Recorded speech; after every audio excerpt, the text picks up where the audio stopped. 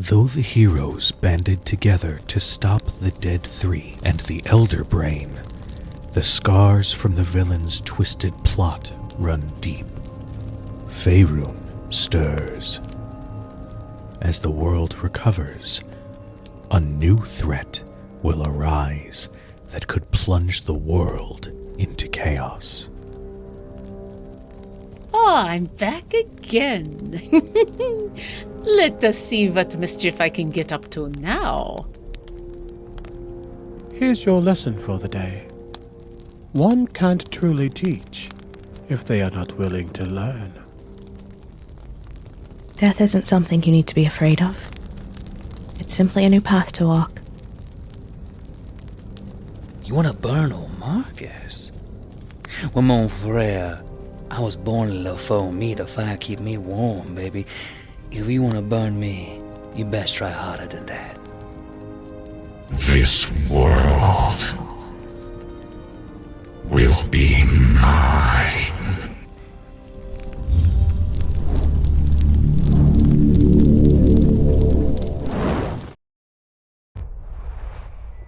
Hello, Internet. Hello. Oh, I heard that beep. Yep. Hello, Internet. Welcome to Crit Hit Chronicles and Shadows Over Baldur's Gate.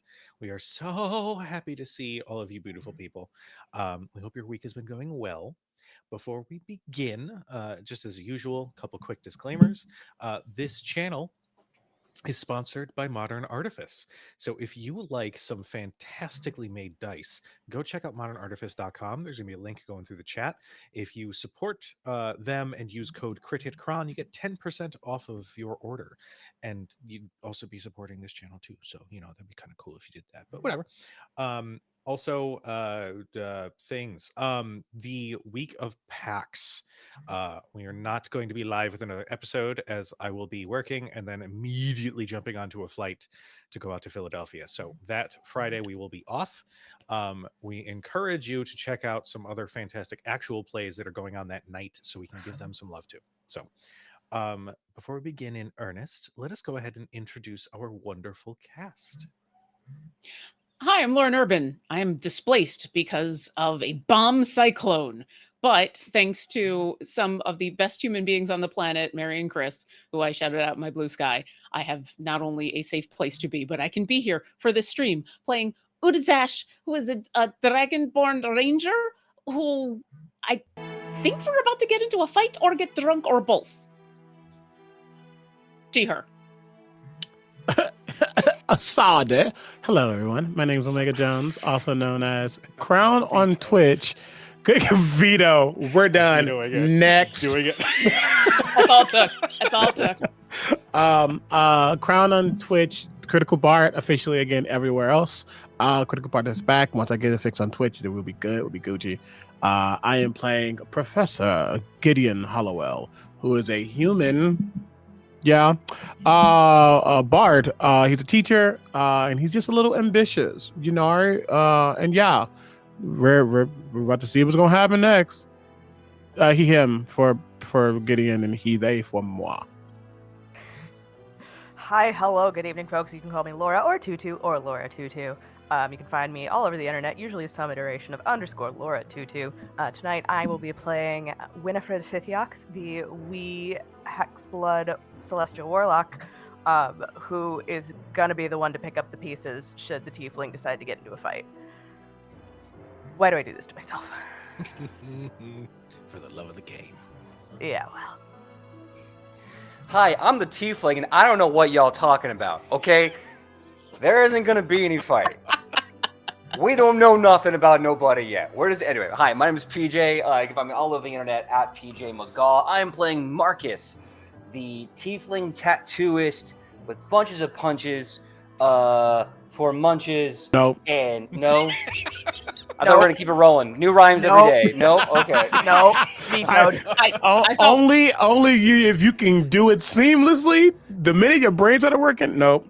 Okay, fine. I'll be delivering bunches of punches to make those skulls go crunch so I can go munch. And my pronouns, I'm all over the place right now, is he, him. And I'm looking to have a good time with my friends, and there won't be a fight. Surely there won't be a fight. roll initiative. No, I'm just kidding. Okay. I mean, at this point, I'm kind of expecting it, so we'll see. When last we left our intrepid Oh, God. adventurers. What? None. Oh, okay. When last we left our intrepid adventurers, after dealing with the cult of the dragon and understanding that Shale, one human sorcerer, dragonblood sorcerer, a white dragonblood sorcerer specifically, and Ilithor could both, Ilithor, Shale, and Utazash were all perceived targets of the cult of the dragon. They had left to go and meet with Lord Bannon Whitlock, who was at the halls with Archduke Ulder Ravengard.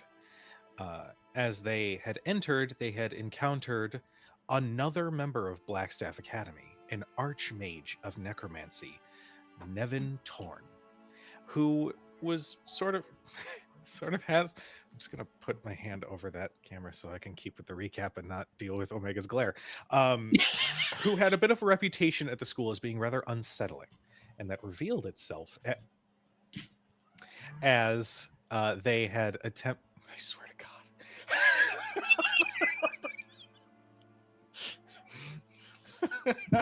I hate it so much. God, I'm finding a way to disable that. That is now 2 nights in a row I've had to deal with that, but it's fine. Nevin attempted to pry into Gideon's memory a little bit further past the information that had been offered to the Archduke, as sort of an explanation as to what was coming. After a tense conversation, there was an agreement that these adventurers would have to venture eastward in order to find more information on the return of Tiamat. And the city name is totally on the brain. Elturel? Thank you. Elturel. That's what I was going to say. And I wasn't clicking away from drinking game rules. That would be weird. They were told that the next morning there would be some supplies that would be gathered for them. They did manage to bring the soul lantern to the Temple of the Raven Queen to make sure that the souls inside were given proper passage into the next life in a rather intimate ritual. And as the party then relocated to Elfsong to rest for the night, there was a strange one-horned, green-skinned tiefling who was observing Marcus through the window on the outside of the tavern. But what do you guys do while you are inside the tavern? It is still that same night. Ilithor is staring at a pint, eyes wide. Has he started drinking it yet, or is he just looking? He hasn't. It's like he's savoring the moment. He's just sort of drinking in the sight of this huge thing of alcohol. Is this your first pint? No. He says that as he realizes that Gideon is right there. I may have dabbled at some point. Mon friend, I'm gonna stop you right there, me. You ain't gotta lie, you got no one to impress. And 2, you're doing a self-incrimination in front of your professor. Everything that Marcus said. Also, I think it's more exciting if this is your first because we get to be here for your first. And so, yeah, I'm so excited. I hope you like it. Don't drink it fast. I don't care how many times they go chug, chug, chug. Do not chug, chug, chug. Enjoy. Okay.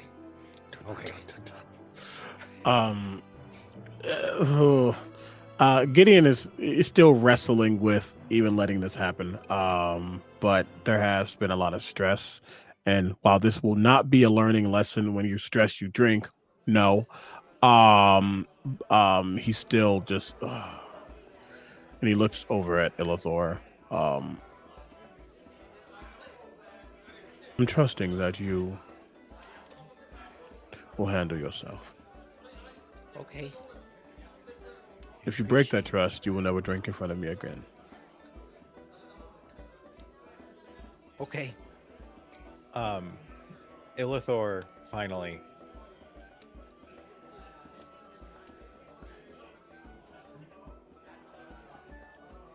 Why does it taste like copper? What did we get him? Like a Hefeweizen? What did we get him? Like an IPA? What? I was gonna say, did we buy his first beer as an IPA? Like, Oh, come that'd be so on. bad. Like we can't get him like a did. wheat Um, or something thick. Come on. This is the power of yes and. Gideon got that on purpose. Oh. I love it. It's like, I'm gonna make his first drinking So experience much. so bad he'll never want to do it again. The beer bros at the bar like, yeah, no, it's a great beer, man. Like, I made it with blah blah. I don't know how beer is made. Just pretend I said something great. I used a winter mosaic hop, which has a bit more of a caramel flavor than the spring mosaics, which have a bit more of like a citrusy palate. And then you put it in like those aged whiskey barrels. So you get the caramel whiskey in it. Oh, but you got to do 6 months. You got to do 6 months. I am now just gonna give those NPCs to Lauren and PJ. Congrats, you have new characters. Perfect. I'm ready. Ilithor. Yeah. Here is the thing. Okay. Alcohol is like life. It's all good, but just different things for different people. So if you don't like it, it might be you just don't like that kind of beer, and that's okay. I think next time we get you a flight. Do they do that here? It's the Elfsong. They do everything here. Thank you. So we should get you a flight. The bartender overhears this from the bar. It's only a few tables away, but you just see this signal got you. I guess I am getting a flight. And Ilithor, if it turns out you don't like it at all, you also don't have to drink. That's perfectly fine as well. Okay. I just figured I'd give it a shot. I hear all the stories of people who get a little sloppy, and I don't know I want to do that, but maybe it could be fun. I don't know. Illy, drinking like all things is just a matter of being who you are and knowing when it ain't for you. And if you like it, you like it. But you gotta make sure you control yourself. You have to be more powerful than the drinks you have, or else you're gonna get lost. I appreciate. Or we can just not drink. I mean, Or we that's could true just too. not drink. Why? And you see Gideon saying that as he's nursing a glass of wine. Oh, is wine good? It is different. It's not as potent in some ways as this. You see a mage hand just pushes that away from him, probably potentially towards Utazash if they want to, because everybody knows Ilithor won't drink it. Depends on the type. I like mine a little bolder. As you realize that I have a really deep red. You won't necessarily like this one, but there are others that are lighter, potentially more fruitier. I like it. Gideon, do you also teach what is it called when you do wine tasting? A vine person? There's a name for it. I am not a sommelier, no. But that was very eloquent. I kind of would like to listen to you talk about wine a lot. It was very nice. When you are a Kalashite, it's very hard to not know things like this. And he flags down the barkeep or the waitress or waiter, whoever the gender they're at, to get the Elfsong equivalent of a Riesling, essentially. Okay. For Ilithor. We'll say a dwarf with a well-groomed beard, caramel skin, and a faux hawk with a little bit of green highlights. That's right. I'm literally pulling from my Baldur's Gate 3 created character description. Heck Leave me yeah. alone. Yeah. Approaches with the glass and sets it down. Yeah. Do you want me to start a tab for you guys, or what's the plan? A tab is fine. Sounds good. And not that he got money on deck, but he said that way too fast. which hence this isn't the first time he's been in charge of a tab. We also we're getting covered, right? The Duke is covering everything. Although I suspect that it might not be all of the alcohol. That would probably be irresponsible. You guys are the ones who fought off the crazy cultists in the city? There's some of them. I'm sure there were others. It was a big cult. Tell you what, drinks around the house. I'm gonna get some special food going for you guys. Any particular requests, we got you covered. That is very kind of you. Well, listen, the city's seen some hard times in these last few years, so anytime heroes like you present yourselves and defend the common people, you're welcome here. Vinny, what's your favorite food here? Oh, I do rather like the roast chicken. I'll have that. Done. I'll look over at Ilithor. I'll have the Baldurian seafood stew, and he will have the Baldurian mash. All right, sounds good. What about you over there? Yes, these are actual foods from Baldur's Gate 3. I'm just, literally, you could have said anything. I'd be like, Can I get tater tots here? I haven't had them since I was in the Feywild. Absolutely, we got some of those Feywild tater tots seasoned just the way you like them. Oh, this place is magic. Y'all do all day breakfast? Yeah. All right, so And if what we didn't want, before, we do now. I want the biggest omelet you have. Now, hold on a minute. I want to make sure you understand what I'm saying. I'm not saying I want a large omelet. Oh, no. I want the largest omelet you can make. Get the whole damn chicken if you got to. I want that thing loaded with peppers. Most spices. That thing better come out looking like a ball of fire. I want this thing orange than the sun. I want chicken. I want beef. Red pepper, green peppers, onions. And I swear, help me, if you don't put a couple of cheese in there, I'll be a little disappointed. I like it. He just looks back towards the bar. We got a big order. Get everybody in the kitchen. And they immediately register, and they the majority of the staff. Winifred, are you also getting the chicken, or did you want something else? I just thought you usually have good taste, so I would follow your taste. Oh, just I know there's a roast chicken with potatoes and greens. That's all I need. Thank you. All right, got you. And you, miss? And he looks at Shale, who's nursing just a small glass of wine. I'm fine, thanks. All right, suit yourself. All right, we'll be back. And he turns around and starts heading towards the kitchen. And Shale says, "It's been a long time since I've sat with characters such as yourself and basked in an entire menu of food. I'm quite excited to see how this all tastes." Oh, are you going to just try all of our food? Because I would have gotten the bigger portion if you wanted. I might dabble here and there. Hopefully that's all right. Yeah, this is all right with me. I don't know about the others. Ilithor says, "Yeah, you can have some of my mash." And Shale goes, "Delightful." Winnie, your passive insight, she's not interested in the mash. Just putting that out there. Winnie just kind of raises an eyebrow but says nothing. But is there anything else you guys would like to get up to while you are resting and enjoying a nice dinner for the night?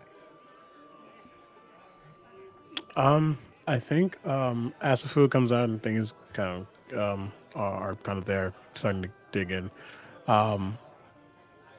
he just looks at the group.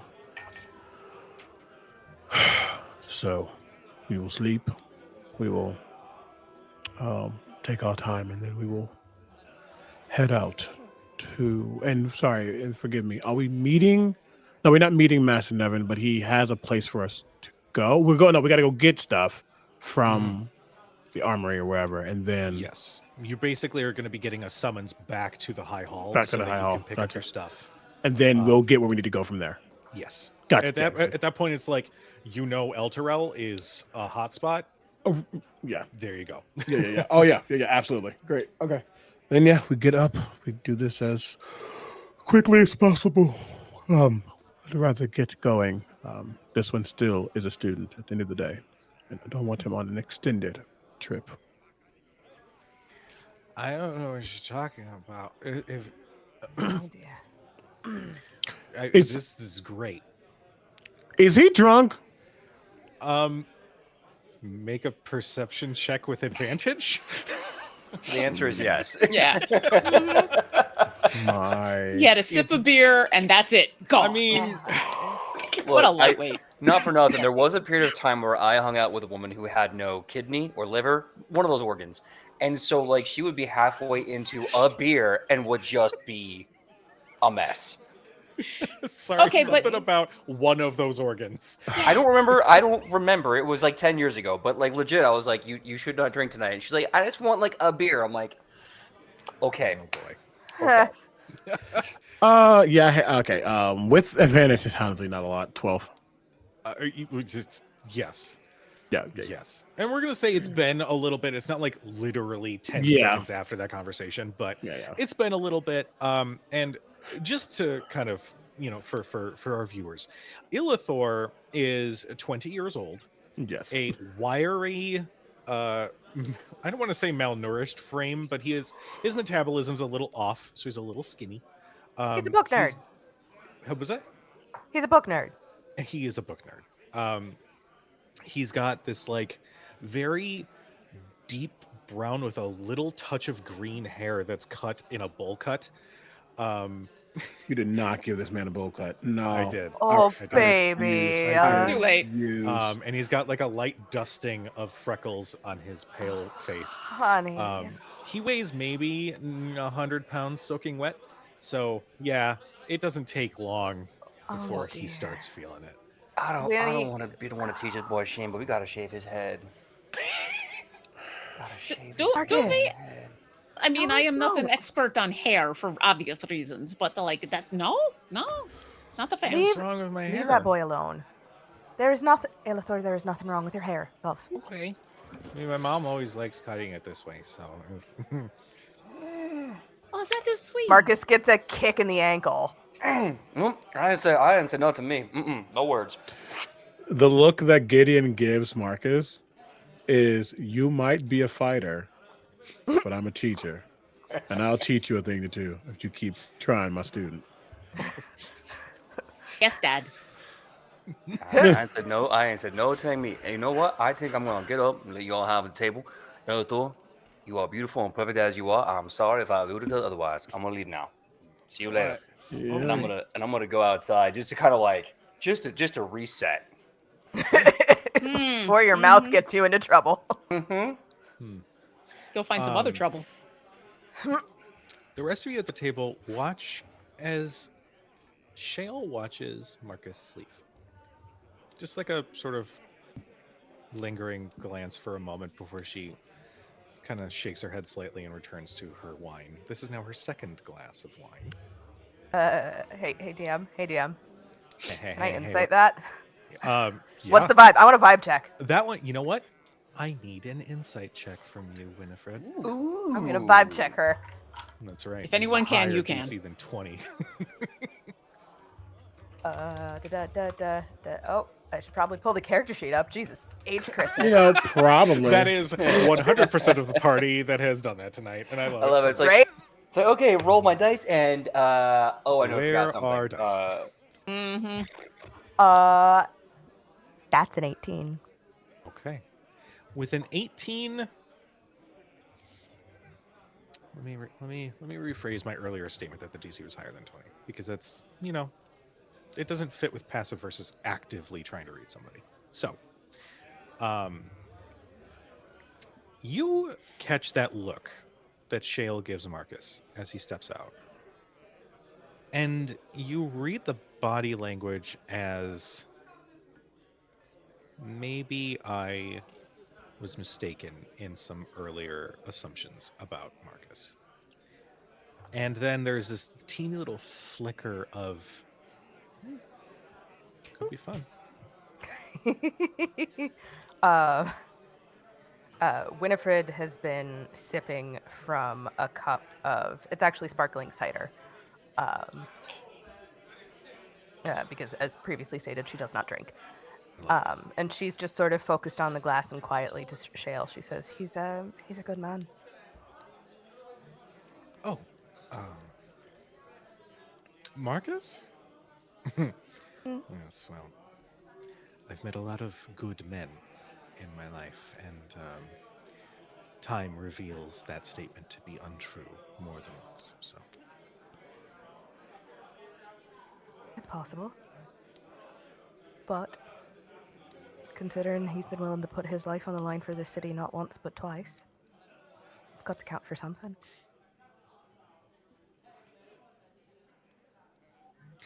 you what do you mean twice? What was the other time? The battle. Oh, he was We were here. all there.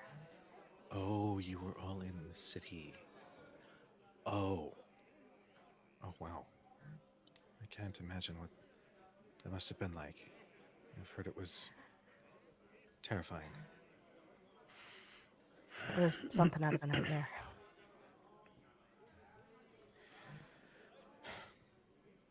Well, I thank you for your steadfast defense of the city and its people on 2 occasions, then, and for saving my life. I believe a couple of times in that earlier melee. It is what I do.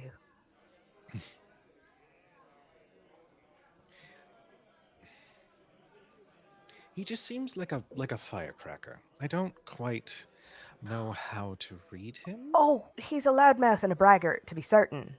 Understood. I However, gathered that much. I think a lot of it might be a mask. Shale has white scales, right? Yes. Yeah, Gideon's kind of just like not laying back, but kind of just like relaxing. Ilithor isn't acting out, so he's not worried about him this very second. There's definitely water in front of him, and when he is not looking, when his glass is finished, it suddenly is refilled. Same color, but it's definitely water. That has a little bit of residue to make it be the drink. But just kind of hearing this, listen, when you're a teacher and you're doing like your grading at your table and the kids are talking, you've heard every type of conversation. You can read between the lines very easily. And he looks at Shale kind of just slightly. Are you afraid of fire? No. No, I'm not. Well, I have heard once or twice that, and he'll splay his hand, and you'll see a small little flame grow and kind of sit there. I've heard that the combination of fire, and he'll open up his other hand, and you'll see a little ice, like almost like crystal, just like spinning. When you have both of these elements and they combine, and as the two kind of float towards each other and touch, you just see the steam begin to rise off. I heard it's quite I don't want to say it's a combustible, is that a word? No. It is an interesting reaction. One that's quite natural, actually. And he'll let that steam kind of like rise up, and he'll just kind of splay his hands, and it'll dissipate in the air, and he'll go back to, I mean, he'll like pull the wine as it floats towards his hand with the mage hand back to his hand. But who knows? If you're allergic to steam, then never mind. Take a sip. Also, if you are just not interested in getting involved with anybody, that is okay too. It's kind of like alcohol. You can have it or not. It's you're all very sweet. I try.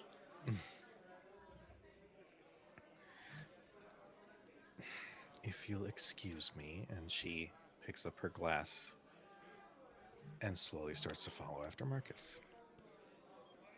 And I make hardcore eye contact with Gideon and Winifred and go, "You convinced her. That was amazing." Well, and he'll look to Shale as she's leaving. He'll go, "Hey, I actually didn't really have words. I just wanted to see what you. I wanted to read her expression, really. But as he looks at her, he's just gonna like whistle, and there's gonna be gold and blue that surrounds her for just a moment, as I can cast guidance from 30 feet away. Hey. She kind of recognizes that glow about her, and she smiles. A little coyly, a little like your hard teacher front. There's some softness behind it. Like she just gives you that eye. Smiles. Wine. Wine. So yeah, for the next minute, technically, she will be able to roll a d4 to any ability check that she might need to do. Who knows? A lot of things can happen in 60 seconds. So that is correct. Speaking of which, actually, hold real quick. Yeah. I'm gonna. As Shale, I'm assuming Shale kind of has a like maybe a bit of a spring in her step, just a sprinkle, just that's a sprinkle. Sure. Sprinkle. Just a little Sprinkle. There's a chuckle from Winifred, and she doesn't look at Gideon. She's still focused very much on her glass, but she says, "Professor, I think you might be a romantic at heart." Tried it once. You must be, though, because you are an excellent storyteller, and all storytellers have to have heart. That is probably true. I have learned to put my energy into lifting the next generation, not necessarily another next to me. But who knows? Maybe I just want to see what happens when Marcus gets soft. I can actually also attest his storytelling is really good. He's told many good. Pat's back, lesser restoration immediately. He's really. Oh. Wow. They always said it lasted longer. Well, perhaps you are a lot more fortified than we thought. I like that. Marcus. Yes.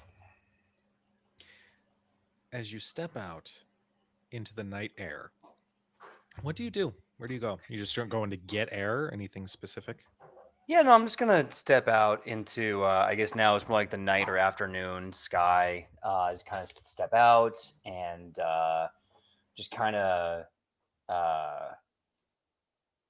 take like 5-10 minutes. Just kind of like breathe a little bit, reset, just kind of relax. Okay. As you take the moment, you feel this slight shiver up your spine. Maybe it was the breeze, but you find yourself thinking to the question that you had asked the cleric of the Matron of Ravens. And as you are thinking about that, you get this sense.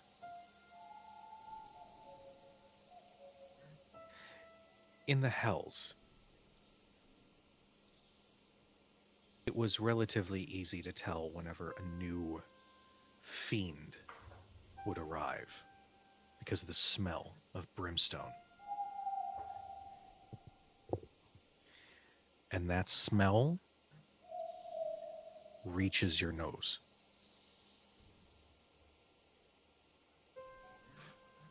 Okay.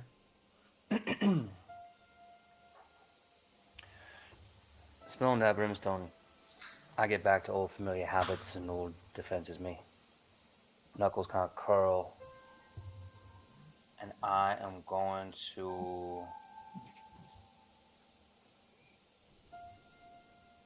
Looking at my spell list, my abilities, me. I think I'm just gonna.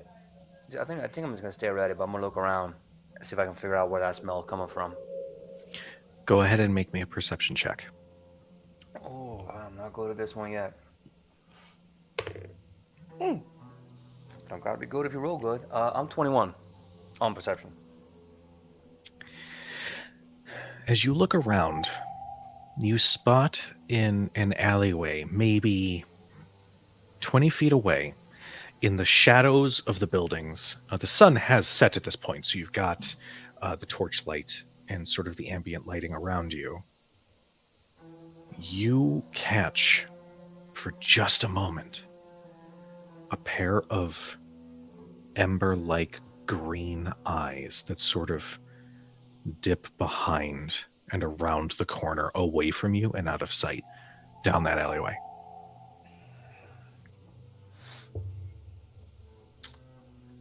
Ooh. Okay, I gotta think about this. Me, if I go down there, I might be getting attacked by who knows how many people. I might be running into a trap. But if I stay here, then I see exactly how many people they got, and I know who I have with me. So I'm thinking I'm not gonna go there just yet. It's best just to kind of stay here and wait for them. But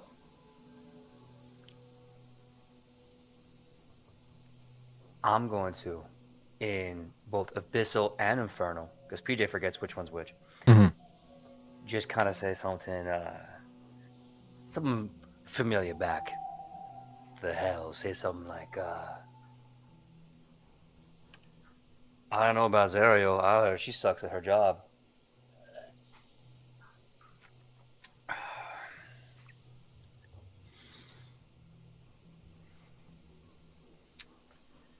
I'm gonna roll something. Come get me.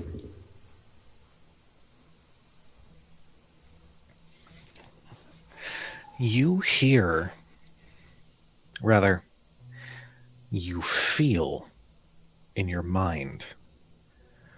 Oh, come on now, Marcus. I always thought you were the hothead, one to throw the first punch. Am I mistaken? I could have sworn you had a bigger set than that. There's a pause there, me. Oh, this one know me. I don't like that at all. I should fix that. And so with that, I crack my knuckles. I start looking over my body at all the runes as they glow. And I say, well, we can fix that real quick. Where are you, huh? And I start walking around that corner, right hand cocked and ready. It's like, where you at? Go ahead and make me another perception check. Whoa, come on. Oh my god. My 2 eyes don't feel me now. I ain't that smart. Nope. That is such a meme picture right there. So that is, Marcus got a lot of hot. He got a lot of hot meat. This perception is an 11. Just 11.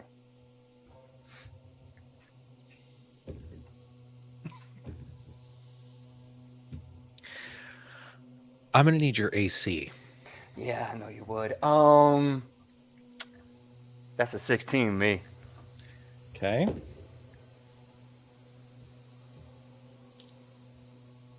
Hold on for just 2 seconds. Just gotta do some things here. It's fine, guys. It's fine. It's totally fine.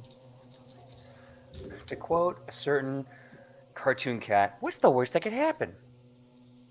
You had to say it. Bring it on! As you trash talk and go around that corner, I did say hold please, chat.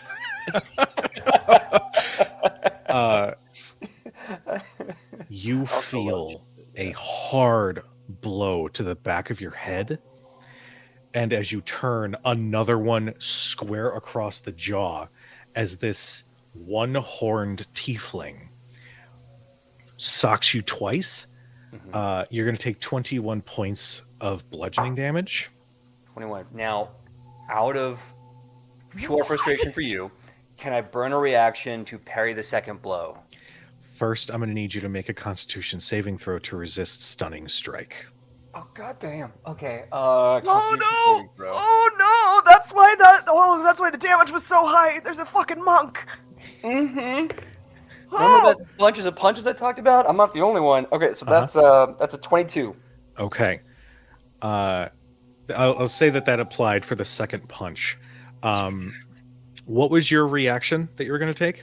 One of my homebrew feats called Outfighting allows me to, as a reaction, increase my AC by my proficiency bonus, and if that makes the blow miss, I get to counterpunch immediately. Okay.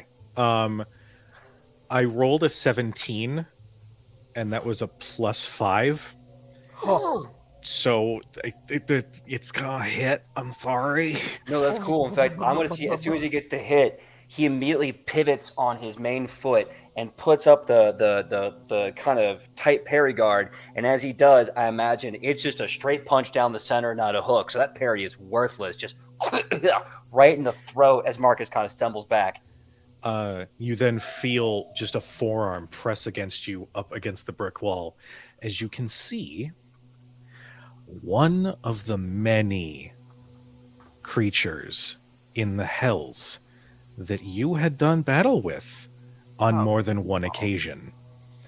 And he kind of like tightens the grip a little bit. Oh, come on now, Marcus. It hasn't been that long, has it? Ooh, boy. All your edge and strength and fire turns out to be mere embers the moment you get back up here to land, huh? Ooh, you better be careful now. You're starting to get me heated. You don't like me when your foes start to burn. Promise? Promise. And I start to grow as my muscles pop and my shoulders crack, and I grow to a large-sized Marcus. All right. I'm going to say at this point, I'd say it's about a minute or so. Those in the tavern, watch Shale step out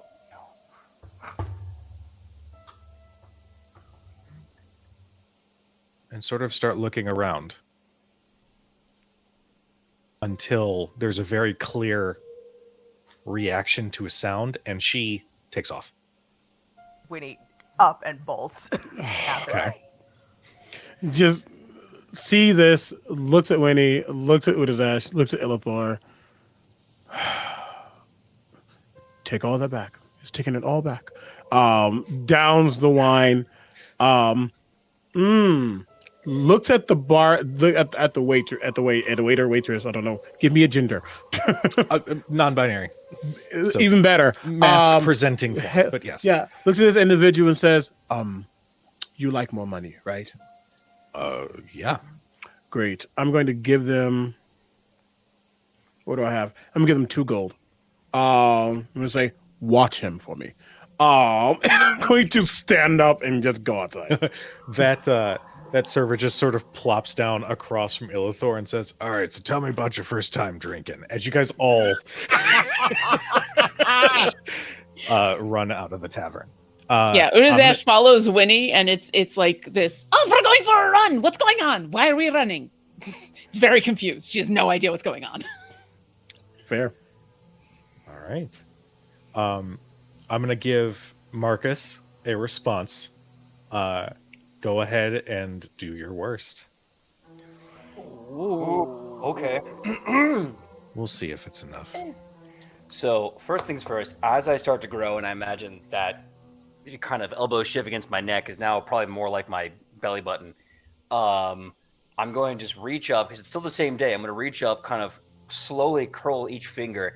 and a different rune, a different forbidden hellish rune is going to activate, and you start seeing like this corona and a sun and a horizon, and I just come slamming straight down on top of him as I cast Branding Smite, and if this hits, I'm going to add my fire rune to it as well. First Hell strike. yeah. Okay, that is going to be a 23 to hit. That will absolutely hit. Okay, so as part of the attack action, I get to activate my Fledgethoth rune as well. So that's going to be 1d8 for the punch, 2d8 for the Branding Smite, and 2d6 for that, and 2d6 for oh no, I need an extra d6. Hold on. I'll be right back. I'm a fighter. I don't need all the different kinds of dice. PJ said this before we went This live. players at home is why we have more dice. Okay. More dice is always better. This is true. Always more dice. I Always always choose more dice. Always more dice. If you gotta do more dice, you always do more dice. This is a dangerous thing to be thinking about before some of us go to PAX Unplugged, by the way. Yeah. You know, we're definitely not advocating to buy all the dice. Why would we want to do that? No. Modern Artifice. Go to modernartifice.com. Put them up. And here we go. Okay. A lot of ones. 1, 2, but a lot of higher numbers.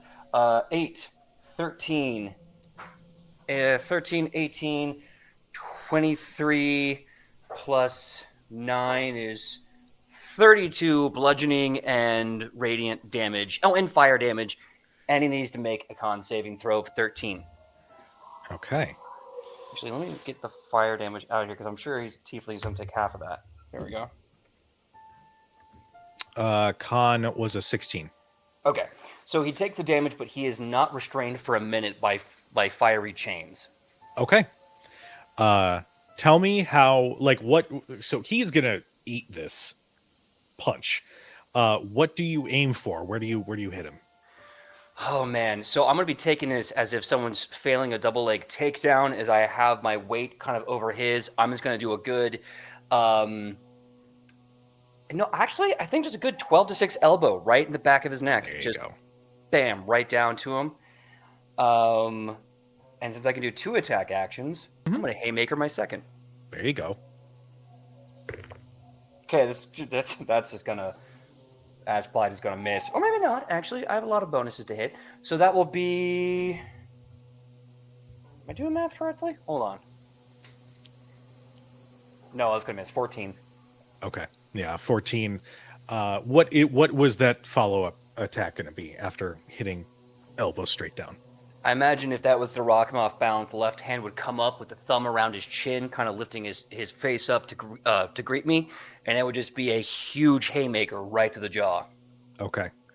We are going to say he is going to duck under and slap the back of your head.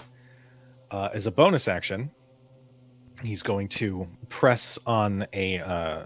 it looks like an amulet until you realize that there's no chain. It is something that has been like embedded in his chest. That as he does so, he peers 30 feet back. Oh, Marcus. Whew. This is gonna be fun. She not happy that you up here, bro. But I'll tell you what. You lay off of that cult, and we don't have to fight again. Just saying. Start to square up both hands, reset, and I go, now why would someone as good and pure as her give a damn what that 8-headed snake lady gonna do? And why you coming to me to tell me? Times are changing, Marcus. You can either be on the side that's going to be in a position of power, or you can die screaming along with that pretty lady. I'm going to say at this point, you guys are... The rest of everybody is approaching that alleyway and are right around the corner. So as that happens, I see her. Now I have to switch tactics. I know she's strong. I know she's powerful. She is still a liability to her own safety. Is everything all right? What's going on? And she looks and sees this other tiefling. Friend of yours? Oh, Shell, I wish you had not come out here today, mon frere. All right. Message received. Now, I'm going to be a very kind man, me. I'm going to give you a chance to get, so I want you to get now. All right? Last chance. Make an intimidation check with advantage. Okay. Please think I'm scary. Please think I'm scary. Please think I'm scary. Thank God it was with advantage, because the first one was a critical 1. Ah. Oh, it's going to be an 18, me. Okay. With an 18, this other tiefling, which in this time, you remember their name, is Mazakith. He sort of eases his stance. All right now, but just know, you gonna be watched. And if you take a step out of line, we gonna finish this fight. You get me? Loud and clear. I've been out of line. I ain't afraid. Now get. And with that, as he steps back, there is, and we'll say like the rest of everybody comes around the corner as well, as you watch this green-skinned tiefling with one horn take a step back, and there is an eruption of green flame that sort of envelops him, and his form disappears. What was that? Before I answer, I just kind of look on my breath. I go, green fire. That's a new one, me. I can't believe they're doing that. Shit. Marcus, Mm-hmm. you're bleeding. Only a little. What's going on? That's a wonderful question, Marcus. Do you want to explain? Shale says as she examines the, I'm going to say like a split lip from that one shot straight to the face. Mm-hmm. Oh, darling.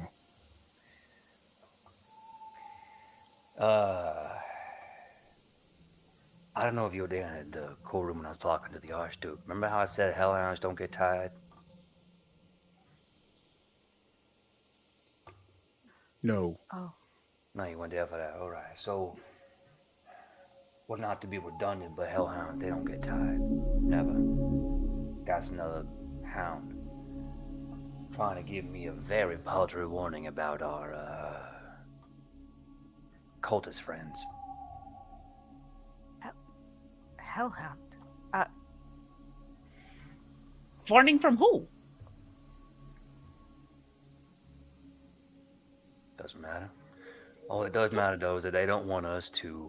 It quite literally matters. Yeah, how are we supposed to hunt them if we don't know who they are? The name is Mazakith. They just a soldier like everybody else. They ain't nobody. But what they work for, now that mattered just a bit more. Quite frankly, I ain't too keen on it myself, me. How much of the Homo Diablo do you actually know about? You mean where, like, devils come from? Yeah. The Blood War, the different levels of hell, all the little, just all the jerks with thrones that just throw people around. GM, how much do I know? I'll say, Gideon, make me a religion check with advantage, given your access to Blackstaff Academy. I was going to say with Winnie's religious background. Yeah, go ahead and make it with advantage as well. That's a natural 20 for me, actually. Ooh, nice. I was going to ask for Utazash. I don't think she academically knows anything, but I think there's a non-zero chance she's been there. That's also and true. that's a 16 for Winnie. Okay. Hold, please. For those who are joining us for the first time, Crit Hit Chronicles keeps track of the highlights and lowlights of our game by marking down every critical roll in the Chronicle. So, pardon me for a moment. Gideon knows.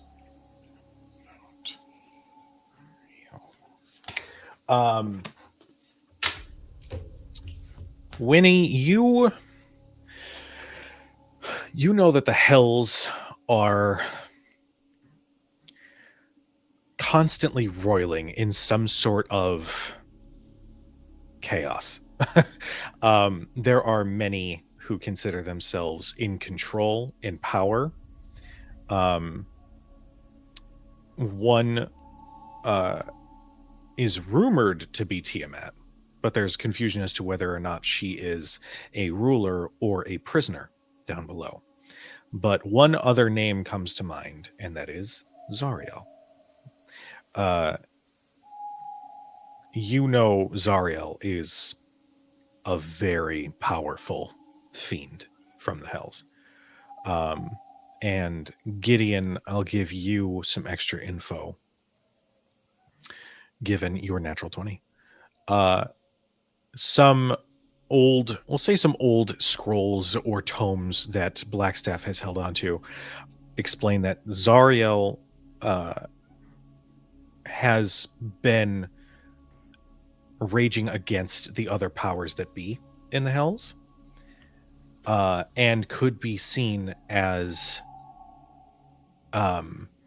possibly being the one to keep them all in check as she searches for that final seat of power.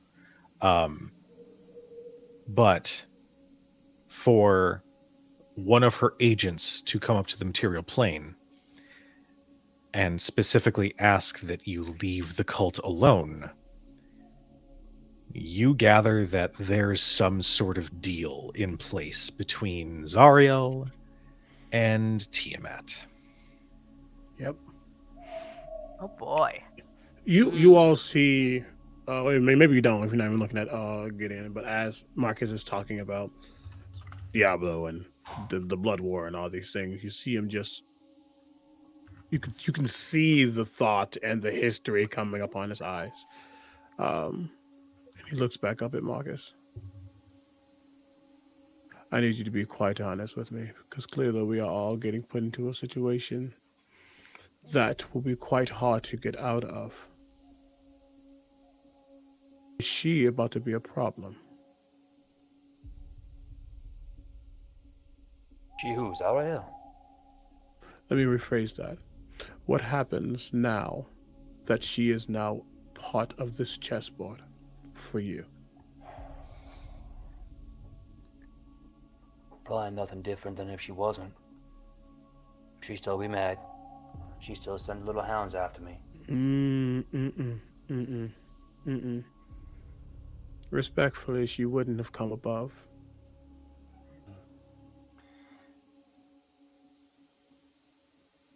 Everyone got their reasons why they're mad at somebody. Ain't gotta be political or a war. Could still be personal. No, this is something different. She probably mad because she saw me. And she thinks she's still, she thinks she's still in charge of me. Is she? Not anymore. I have to insight this. Okay. Gideon, go ahead and roll insight. Marcus, roll your choice of either persuasion or deception. Do not tell me which one you are rolling. And I'm going to flat out say, you will see blue and gold form around Gideon. You know that he's using magic of some way, shape, or form. I'm putting guidance on myself. Okay. Plus a D4. Okay. That is a 23. Math. 23, yes. Yeah, I have advantage, but it was still only 17. I need feats, chat. I need feats. Yes. Donate $75, chat, so I can get feats. If you look below, there is that wonderful little progress bar. If we get $100 through tips, the party will just get a feat because we like supporting our party members here. Help us out, yo. And I'll say specifically, he's not looking at if it's true. He's looking at if he believes Marcus believes it's true. Okay. I will say this: what he is absolutely holding something back. Your better check would give you that in a heartbeat. But for better or for worse, he genuinely believes he's at a place now, for whatever reason, where that is true, that Zariel has no influence over him. Okay.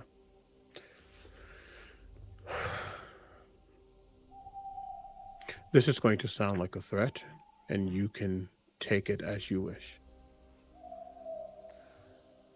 I do not need to know your entire backstory. I do not need to know your entire Thank you tale. for the eat the wet. I don't have anything to eat this very second, but I will eat the wet as soon as I can.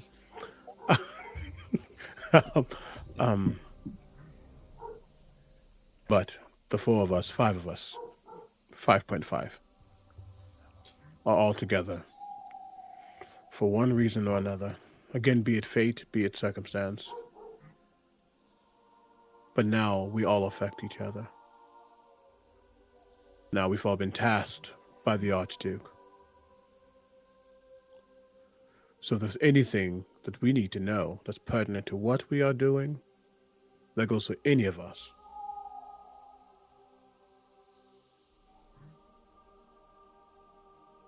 Then that's that. As you say that, Marcus is going to shrink back down to his. He's still been looking up. Yeah. I was going to say, I think that Pit Fiends might last for about a minute or so, so he's going to kind of shrink back down. He nods in agreement. Oh, hey, you're right. You deserve to know everything I can tell you. And I deserve another beer, which I will buy for myself. Can we go back inside where we're all a little less exposed than we are out here right now? Absolutely. Do we want to go back in where there are people who are going to overhear, or should we go find a room? I was going to suggest that perhaps we turn in for the evening. This seems like more of a private conversation.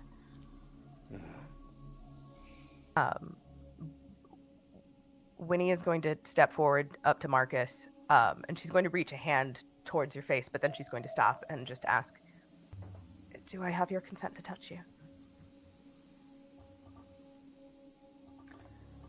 He's going to slowly lean his face into yours and say, "Oh, little Winnie, you ain't got to ask for that." Winnie blinks. Like, you can see the blue screen, like, it's a half a second of blue screen, but then she touches Marcus's chin. Marcus, her hands are cold. And then she's going to cast Cure Wounds. Because I'm a warlock, you automatically get that shit at 4th fucking level. Yeah. Hell yeah. Oh, let's go.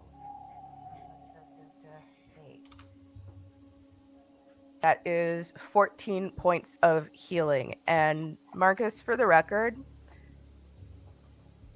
you feel the split in your lip begin to heal. Any cuts on the inside of your mouth begin to seal up, and the pain dulls. But it feels like someone's walking over your grave.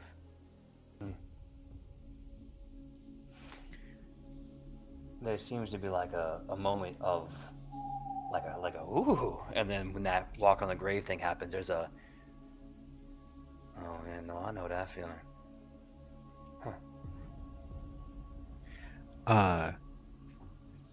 Gideon and Utazash, as that little moment happens, Shale's body language shifts just a little. But she keeps the smile, the smirk, her usual expression. All right, I gotta ask: is he jealous? Hey, Alexa, play Nick Jonas for me, please.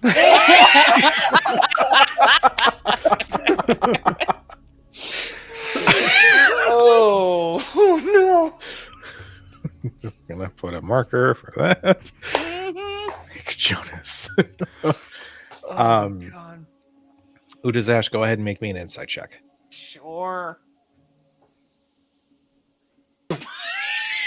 Well, that's my natural 20 for a 25. Hey. Oh shit! Yeah.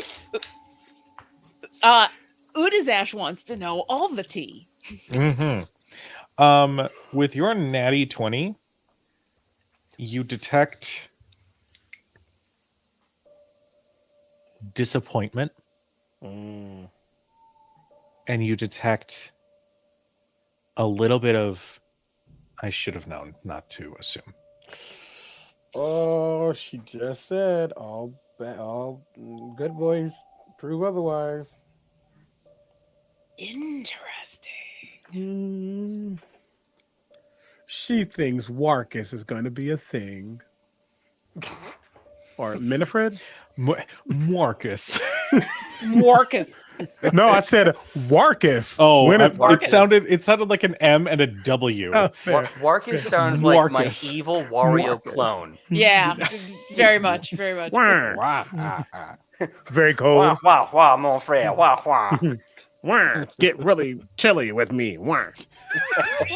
Oh my god. Hold on, what's was cold terrible. in French? Hold on, cold in French. I'm doing a Google search.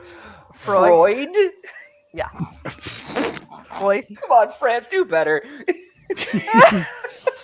Things just got multi-layered now. Oh my god. She, I will just be staring at her. I won't say anything, Okay. but if she eventually looks over in my direction, I'm just like shit-eating grin on my face at her. and she'll just be like, well, perhaps we should rest for the evening so we can have this discussion. Yeah, as they're finishing up the healing, he's checking to see if there's anything else he might need, but looks like Winifred has it, and he does have an underage person inside, technically underage. And he'll just sigh, hands behind back, about face, walk back towards the bar, the tavern. But I think he's going to, even though it's on a tab that's not theirs, he's going to make sure that's settled up, and start getting rooms handled. As you have that conversation to get rooms figured out. Oh, so sorry. Go ahead, Lauren. I was going to say, before I leave the alleyway, because it was incredibly obvious, a little bit of a fight did happen, and Marcus, while getting hit, gave as good as he got. Utazash is going to look for blood. Was going to look for traces of this creature that threatened her friend to try to know them better so that she can hunt them down later. Go ahead and make me. I'll give you a choice, either investigation or survival. I will definitely do survival. Okay. Let's see. Only a 10. Okay. I'll say with a 10, you don't find any particular blood, but I will say that you do see a little bit of like residue at the spot where that tiefling disappeared in the green ball of flame. And it's just a small dark dust that's on the ground. I'm going to gather up as much as I can in my hand and grab like a napkin, a hanky, something that I can smear it against, and just fold that up and stick that in a pocket. Sounds good. As the healing magic sort of peters off, Winnie just looks at Marcus and says simply, "Your soul is your own, and no one can change that." And she turns and walks away.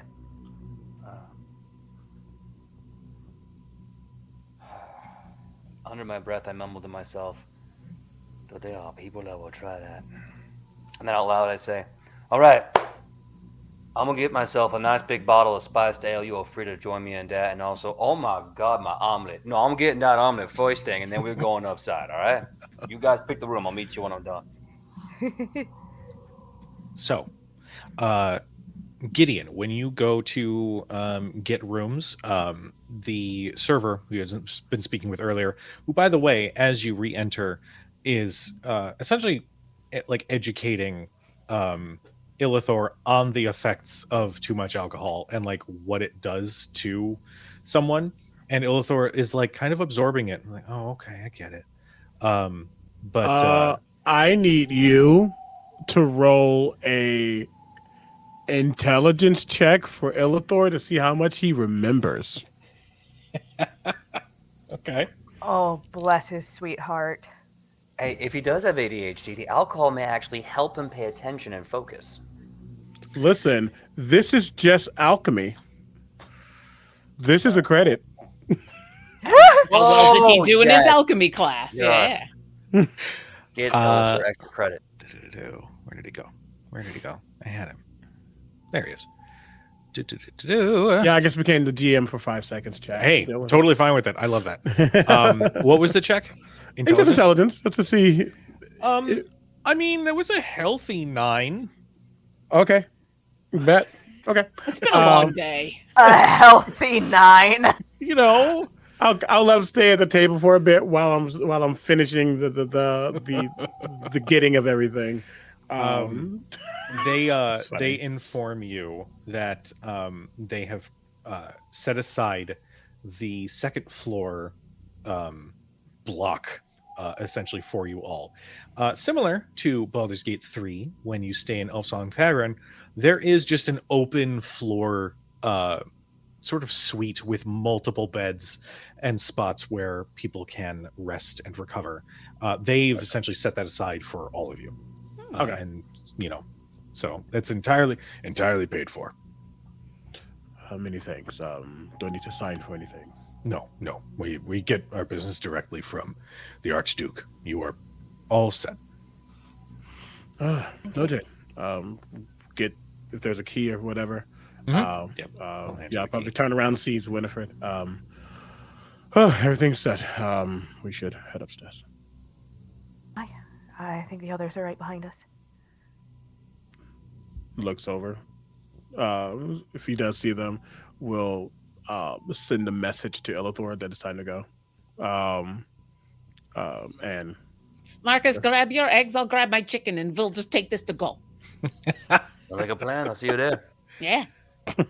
I think Winnie also does grab her food. Just bringing plates and plates and plates of food. I love it so much. who doesn't? It's the hotel. Yeah. True.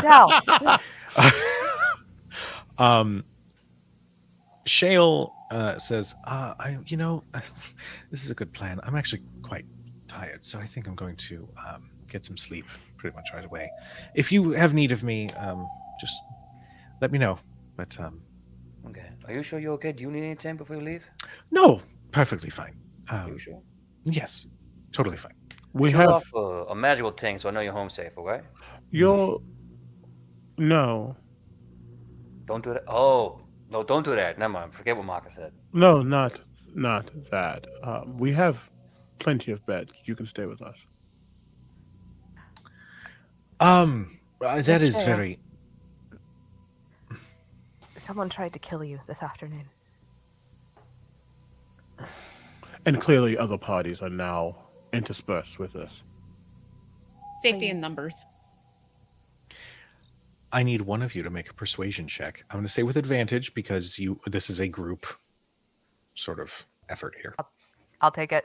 Unless Yeah. someone else wants to. Mm. You can. It is yours if you want. With advantage? Yep. Okay. Dirty 20. Dirty 20. You see, she wants so desperately to hold on to that disappointment that is clearly fueling her. If it helps, Winnie's eyes that are already kind of large, and Owl kind of get bigger. She's not pouting, but it's close. All right. Fine. You know what? That's safety in numbers. I appreciate your protection. We're glad to give it. So, shall we? Ilithor finishes taking his hastily written notes on a napkin and folds them up and stuffs them in one of the pockets of his robes. We're ready. Where are we going? Sleep. Oh, You are going to sleep. okay. We will be asleep soon afterwards. We just need to converse about those things. Okay. Learn another word other than okay. Understood. Good. Okay. Walks off. Pat. Up we go. Yeah. You all are led into the large open suite where there are how many? What, 10 beds? Something like that. Sporadically placed in 2 different chunks. There is a wide open area with a fireplace that is already lit because why would they think about fire safety? You see there are several cozy chairs. It is lavishly decorated. It is very, very cozy in here. And even the lamps, which seem like there's some sort of enchantment, as you enter, just slowly light the room up. And it gives a very homey, comfortable atmosphere. I'm going to find a place to put the plate of chicken down. Utazash has grabbed all of the food, but no utensils and no napkins, because the one napkin she had, she used to do residue for later hunting and killing. So she'll just kind of sit down wherever her plate is and start picking at the chicken with her claws and say, "Okay, where would you like to start, Marcus? I don't know what you want to talk about, but I'll listen." So in this hand, I have a large plate with what can only be described as a mound of egg, protein, spices, and ingredients. And in this hand, tucked between these 2 fingers, I have the neck of a really powerful mead, still corked, and my fork and knife here. And I just kind of saunter over to the middle of the room, which I believe, if I'm remembering my Baldur's Gate correctly, has a recessed seating with a little table. And I plop it down, plop it down, plop it down. And just like every other soldier you ever seen, just shoulders up, fighting style, pop, pop, pop, pop, pop. Just eat first, think later. And as he's just kind of pounding some of the food in, he kind of stops for a second. All right, so how far back I gotta go for y'all? How much you need to know? I think you know that's more than we do. Respectfully, I don't need to know when you were born, unless that has pertinent usage. I think what's Where are you born? Oh, okay. You should learn a different word than okay, says Ilithor.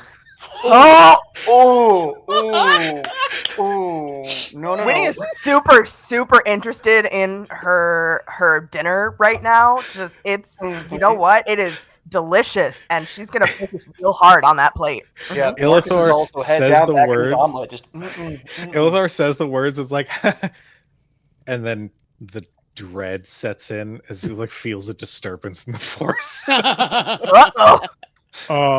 For a moment, if there's windows in this area, you saw them fly open, and you literally saw leaves and wind start to get pulled into the room, and it starts to swirl around his hand, and he just flexes and it goes away, and the door's closed. It's like, you're all correct. Looks back at Marcus. I'm mate, eat.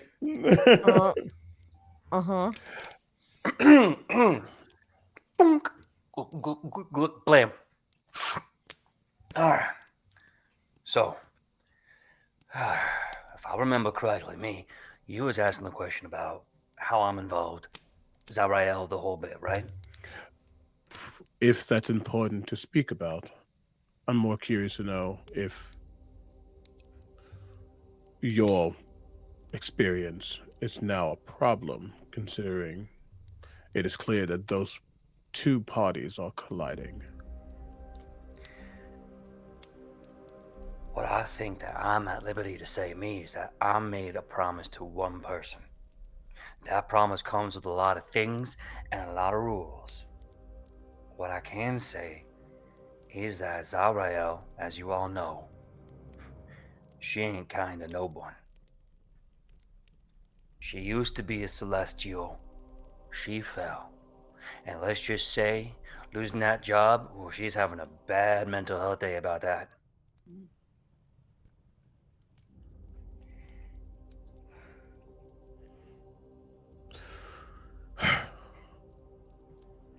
you can see like he's trying to force voice out of his mouth, but like literally something's restraining him, and he goes,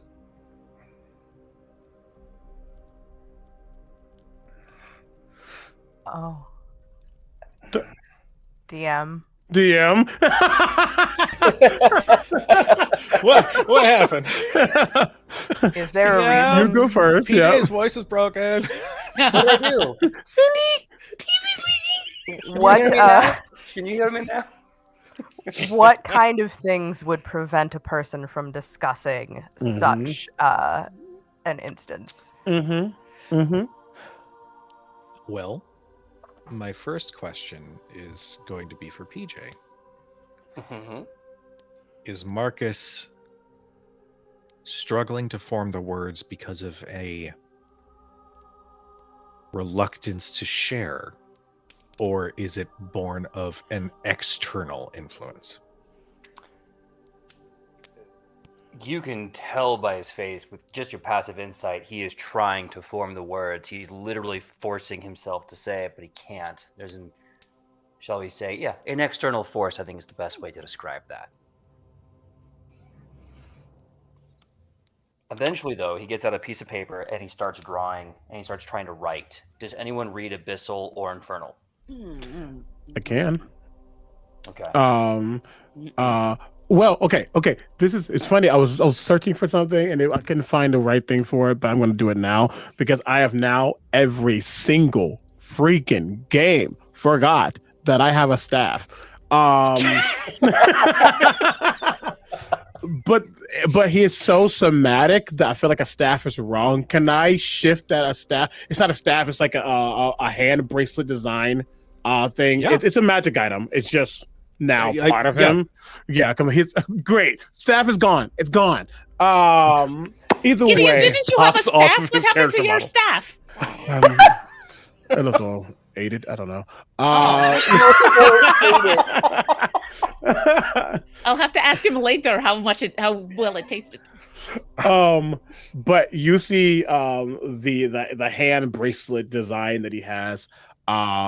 He wipes his finger. He wipes his fingers. His fingers wipe against his lip, and then press down to whatever Marcus is writing. And through his bracelet hand design jewelry, I'm going to cast Comprehend Languages. Okay. So I'm going to start writing, and it's basically going to say that Soldier of Zarael, freedom at a price.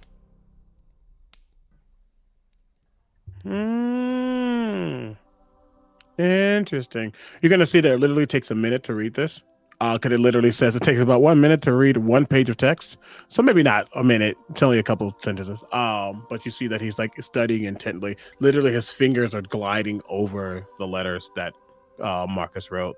And you can see that he's inscribing it into his mind.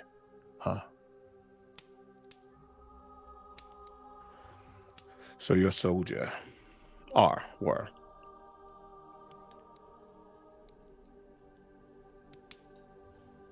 Supposed to be an officer.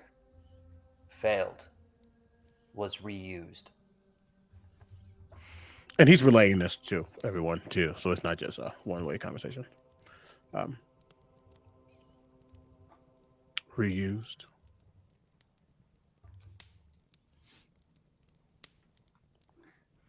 Zariel doesn't like to throw away useful assets.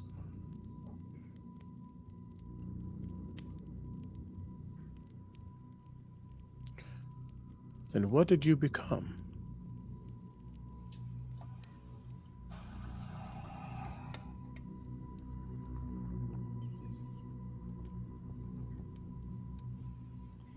They called me a celebrity. Entertainer. I was just a very stubborn sacrifice that didn't know how to die.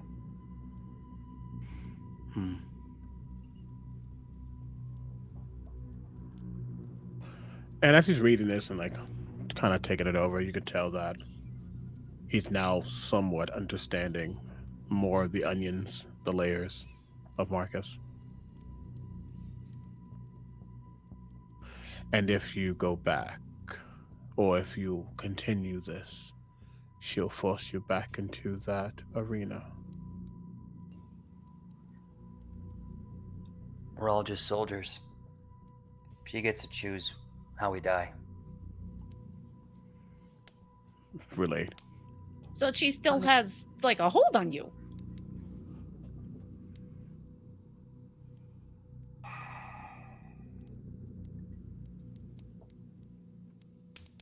Someone else does now.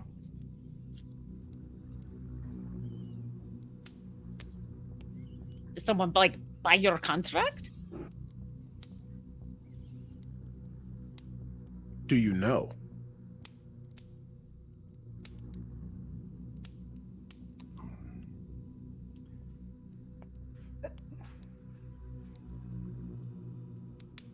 GM?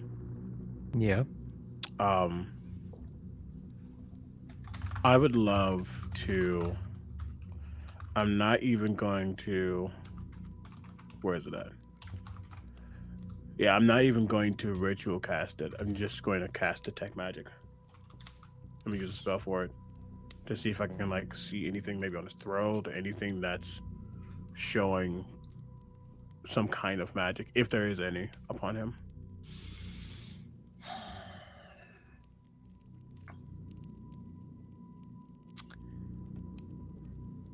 You get some of the latent magic that is sort of like in the room, just sort of emanating from all of you. All of you have something magical about you. You don't really get anything specific off of Marcus.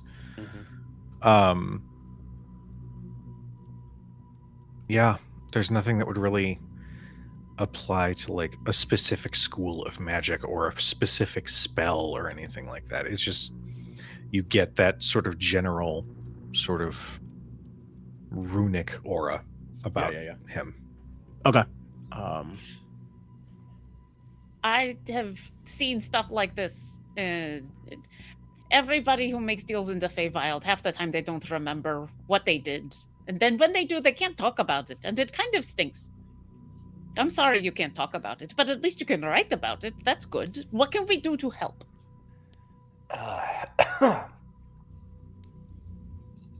Just let me do what I gotta do, me. But, what do you got to do? Enjoy its freedom while I got it. And maybe piss off a lot of shitty demons. Okay, then what do we need to do to make sure that you are not free again? Well, remember how I asked if devils and demons got souls? Yeah. There are a few that I want to see put to rest because they deserve it. And a few that I gotta see put to rest because we gotta kill them. But aside from that, ain't nothing else we can do unless you know how to kill them. I don't know how to kill a god. Anyone else here know how to do that? Because I don't. There is the slightest eyebrow raise from Gideon. It is subtle. Hold on. As Marcus, as you vocalize that question, I might know a thing or two. As the fire in the fireplace slowly grows, and out steps a visibly human wearing fine clothes and longish brown hair. I understand you've been working with my associate. Should you like further knowledge, I might know a thing or two. Get out. No. Mark is another person you know? So quick to judge. And here I thought Winifred was nicer to prospective clients. You're nothing.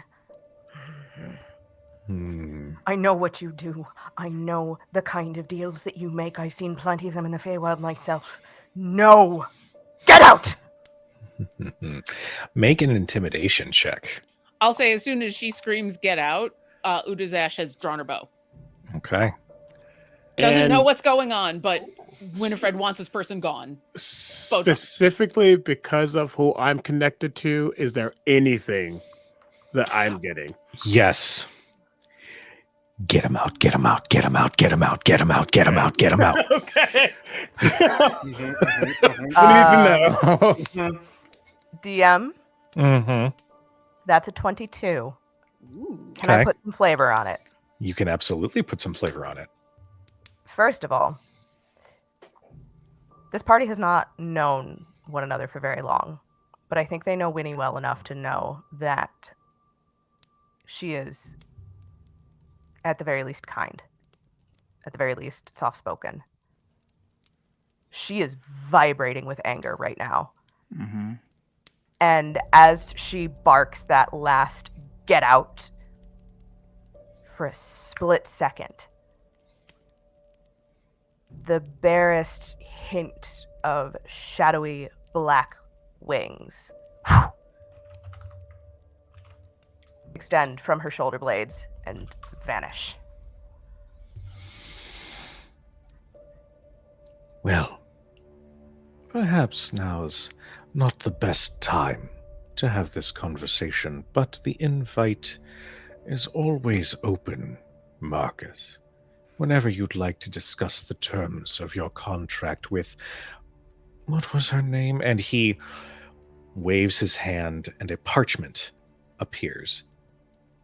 Sophara. Yes. Well, I'm always up to renegotiating the terms of an agreement, specifically for one of my subordinates. But I can see you're clearly in the middle of something. So, I will leave you. But no, all it takes is merely reaching out. I'm gonna think on that real hard. But until then, and if you know my contract, then you know everything. But let me just say, au revoir, mon diable. We'll talk later. And I suggest if we do talk about anything, you understand who owns the devil that owns that contract. Because that is a fight you ain't gonna win, mommy. You gonna win that, mon frère. Oh, Marcus. Clearly you didn't pay attention to the family trees of those below. My father sends his regards, Hellhammer. And with that, he steps back, and his form, disappears. GM. Yeah. This is going to be not necessarily a mechanical thing.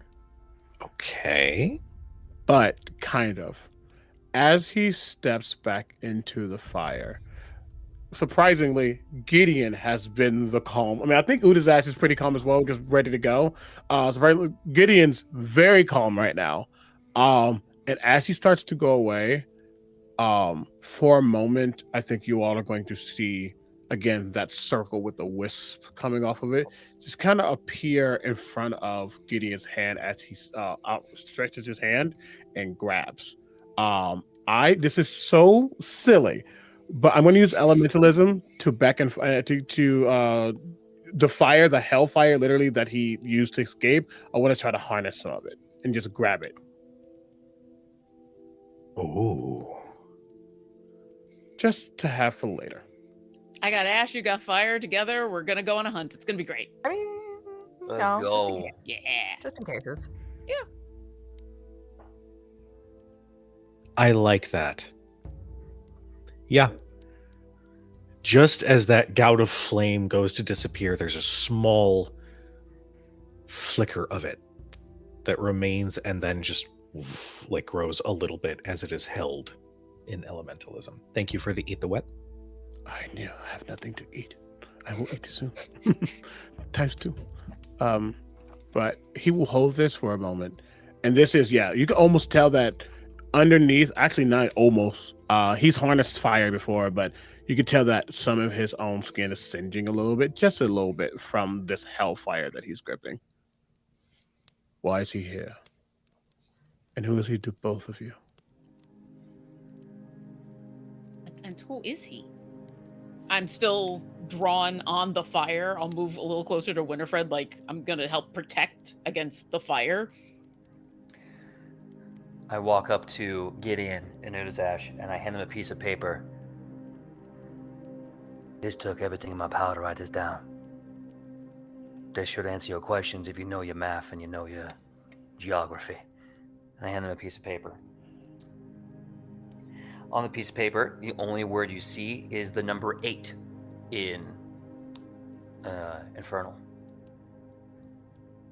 If I'm doing my research correct. There's the 8th layer of hell. I don't remember what that one is. I should know. I guess tell. You can make a religion check if you would like.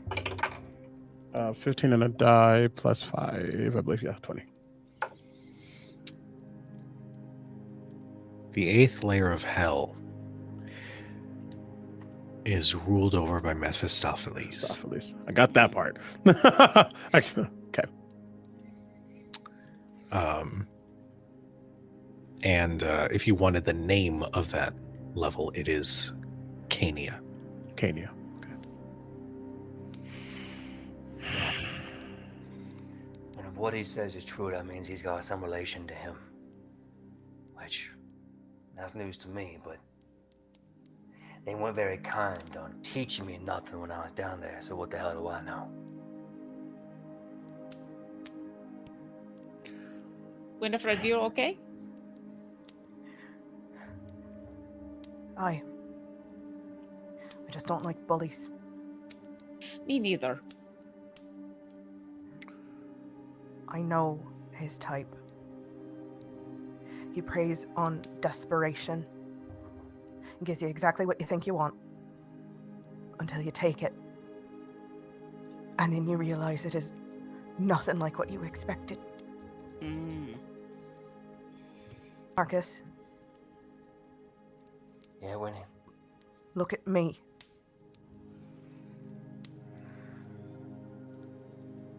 Whatever you do, do not take whatever he tries to offer you.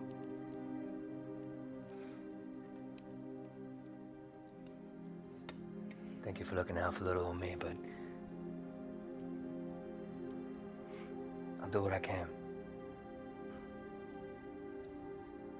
That's all I can ask of you. And they'll be there to help. Is that the one we need to kill in order for you to be free, or is it his dad? I mean, his dad, if you can kill him, that will be a trick and a half. I'd love to see that. Okay. Oh, God. Ooh, Udi, I would think double time before I just say yeah to that. Well, think about it later when I need to figure out what I need to do, and it may take a while. I mean, I've not killed that powerful of a... I don't think I've killed that powerful of... Anyway, no, what's important is you being free. And so if that's what I gotta do, that's what I gotta do.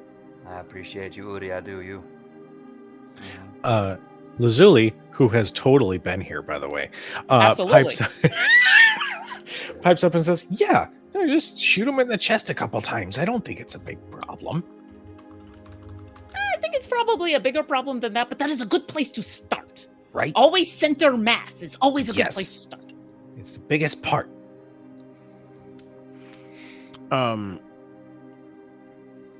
GM, as I'm staring at this fire,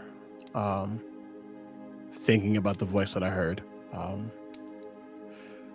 I would like, and you tell me what and how I need to do, what I need to do to make this be able to happen. I would like, because I can't hold this on forever, but I would love to be able to resummon this fire, if possible. Ooh.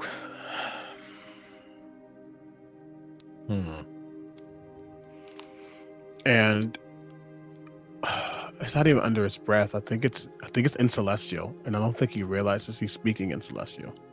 I think he says, clearly, things are happening, and I need to try some things.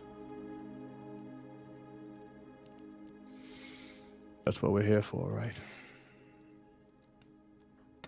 In Celestial, you hear Winnie say, I think we need to take all the help we can get. That shakes him out, because again, he did not realize he was speaking in Celestial here.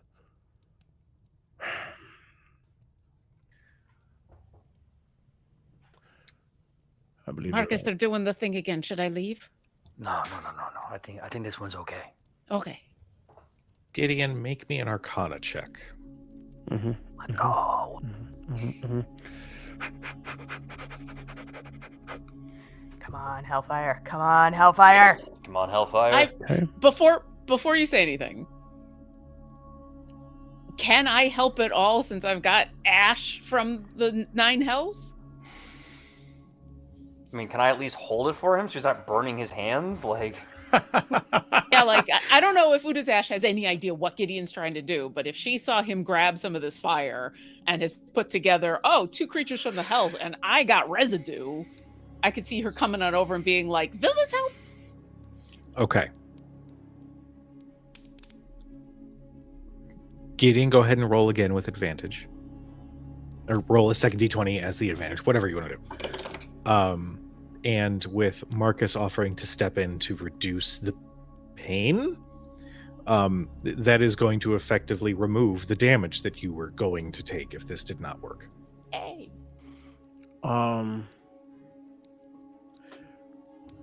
So here's the thing. I'm always yes and in anything we do, because that's what you do in improv. However, Absolutely. I think he notices Utazash like, he doesn't know what she's doing with the ash necessarily, so that doesn't really take away his like focus. But Marcus trying to hold the fire from him, he shakes his head. Okay.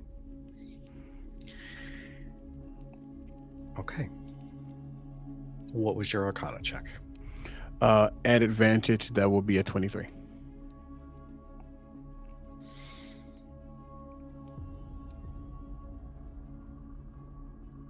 That voice, that feeling you get when you hear it, you feel it in your hands. And you watch as the hellfire like splits into 2 and goes in to Gideon's hands. And Gideon, you feel heat. You feel your body temperature rise, but then slowly settle. And you hear that voice say, I'm all for trying new things.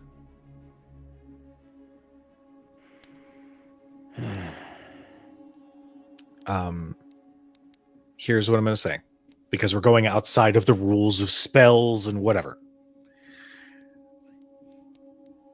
You can recall that fire if you want using elementalism.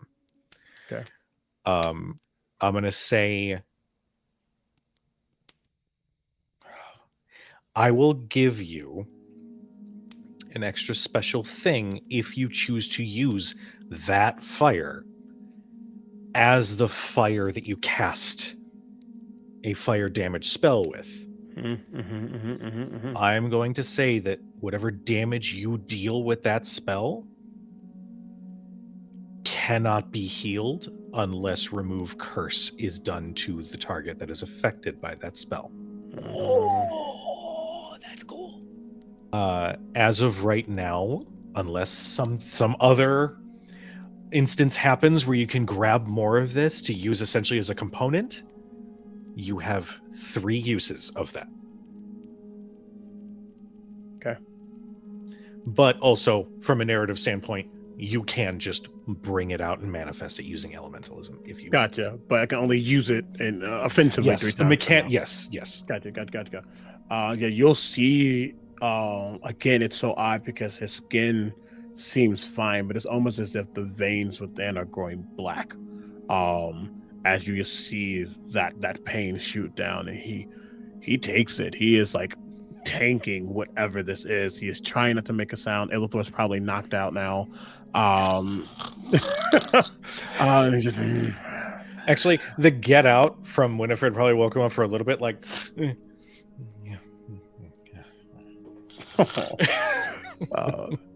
And as he lets that go, and he opens back up his eyes for a moment are completely gold. Shifts back to its normal color. And he'll snap. He'll form it again. Okay. And this hellfire, it's a deeper warm. It's the light it gives off. It doesn't give much, but you can just feel the more intense heat from this small bit of fire that hovers in Gideon's hand. And I think at that moment, I don't think it's been shown yet. I think as he's looking at it, he kind of takes this in, like the top of his shirt, he's kind of just revealed a little bit, and you see that circle with the frills imprinted on the back of his neck.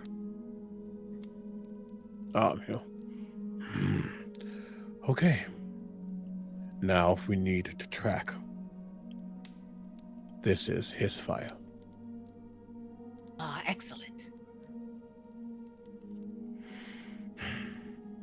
Good. But for now, is there anything else we need to discuss? Or is someone else going to pop out of our fireplace? No. As you say that, there's this ray of frost that is cast from Shale at the fireplace, and the fire immediately goes out. And she just says, "No, I'm quite good. I'd prefer to avoid another visitor like that, if possible." I think that's reasonable. Yeah, I'm done with my unfortunate past coming to say hello this evening to me. I'm good with the rest of that ale, the rest of that omelette, and everyone else here having good company. Omelette is wild. I'm sorry. Omelette. Is wild. It's a boulet. It's an omelette. It's the same thing. Oh, Jesus. As far as I'm aware, I don't have anything lurking in my past, so to speak, but who the hells knows? I don't think I have anything, but I don't know if I would remember it. So there might be, but I'll be as surprised as all of you. That is actually the problem with going in and out of the Feywild. Just sort of every once in a while, just lose bits. So Oh yeah, we're lots is gone. we're probably fine. And if not, then it'll be fun to figure out what's going on. That's half the fun of not knowing, right? Fun is a word for it. Well, yes. Fun is a word for it. If I didn't find it fun, I would probably cry. Well, I don't necessarily have anything that is haunting my past, but I am one of discovery and trying things. I learned that sometimes if you don't know, you attempt. Because if you don't try, then you can't be mad at never knowing. Yeah. Sometimes people don't want you to know. And that's when you gotta know twice as hard. That is. Marcus, I find it fun that two different fiends showed up to try to bully you into not doing a thing, which means you must be doing a good thing. Well, look, Marcus is just very handsome and very popular. What can I say? I don't know. I'm very wanted. Either of those two. Eye roll. I feel like Shale and Winnie make eye contact as he says that. Utazash is just nodding, like, yeah, absolutely. Cheryl does make eye contact with Winnie and just.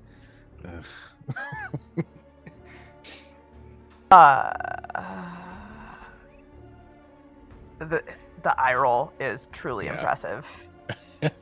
Just like if Winnie rolled her eyes any harder, she would probably be able to see into Elysium itself. All right. Okay, and with that, on that note, I'm going to go the hells to bed. That's enough. Not excitement really. for me. No, Utazash, no, love, no. I would like to go to sleep now. It's been a long day, and that is far more excitement than I've had in a very long time, and I'm very tired. Mm. Good night, all. No. Good night. He will give a nod to everyone. In the morning, we'll head back. And he, along with his mage hand, will get Ilithor into bed. And he will, yeah, make sure that he's good, and will. He's still in the whole like, as you're like gently holding. Well, actually, I shouldn't say that. How are you using your mage hand to get him into bed? The first I say he plus his mage hand, because alone. But that mage hand can carry 10 extra pounds. Hey, and it counts. That's enough. I mean, we know he's 100 pounds soaking wet, so 10 pounds is not an insignificant amount of that weight. I got a strength of 20. I can just bread loaf this kid. You know, Yeah, take your score and take away 12. That is Gideon's score. But he'll still more than enough to get him into bed. And will before going to sleep, he's going to write 2 letters. One he's going to write just to fill in the Blackstaff Academy with what has happened, what has transpired, to his direct superior.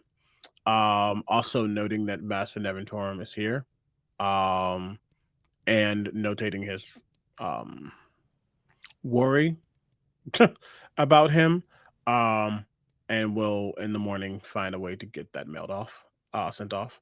But he's also going to write completely in Celestial, just some affirmations basically, about what to expect and his own motivations, and just we try because we have to, for if we don't, the world would never know. It's what he always ends those with. And he's going to take it, ball it into a ball, set it aflame, and put it into where the candle would be, and watch it burn. All right. That is a little bit of a prayer, if you will. And he'll go to bed. All right. Utazash is going to sit up for quite a while, finishing the chicken. And then it's half she's keeping a little bit of a watch because, yeah, we've already had 2 visitors like this. There might be another. But it's also, this has been a really long day and a lot happened. There was the festival, there was the fight, there was the cool people we met. There's a lot of stuff that I really want to try to remember. So I'm going to sit and like remember it really hard. And maybe I'll remember most of this the next time. Okay. Does anybody else do anything before they go to sleep? Winifred essentially finds her corner of the room, one of the beds. I imagine she tries to stick close to the window because she wants to see as much of the open sky as she can. And she actually physically kneels by the bed and takes her symbol of the Raven Queen in her hands, and whispers a prayer to the matron in Celestial before she pulls off her boots and, honest to God, kind of face plants into the bed. She's that goddamn tired. The rest of her clothing stay on. Like, it is done. Stick a fork in this kid. It has been the longest day. This is the most running around and causing nonsense that she's done in a long time. She up until a week ago, this girl hadn't done much more than sell a couple of potions and pop along the beach every once in a while. This is a lot, y'all. A lot. Well, thank you for the You other ran the eat the wet. gambit of emotions today. I'm out of wet. Let's Hey, do what's it, up? Eat the wet. I can't wet. This is fine, Omega. When we come back from break, you got 3 to What? catch up.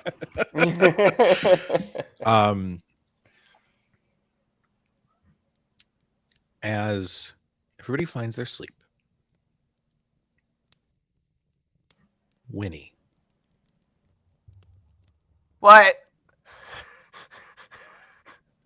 You don't dream of anything specific, but there is a little nursery rhyme. The words to this rhyme: "Come away, O human child, to the waters and the wild, with a fairy hand in hand, for the world's more full of weeping than you understand." And it is in a voice that makes your spine tingle, as it sounds familiar.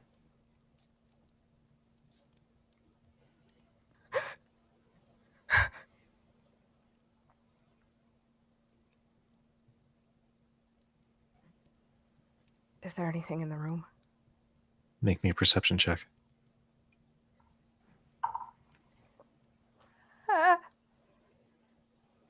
I'm legitimately kind of freaked right now. Oh God, math. That's 19.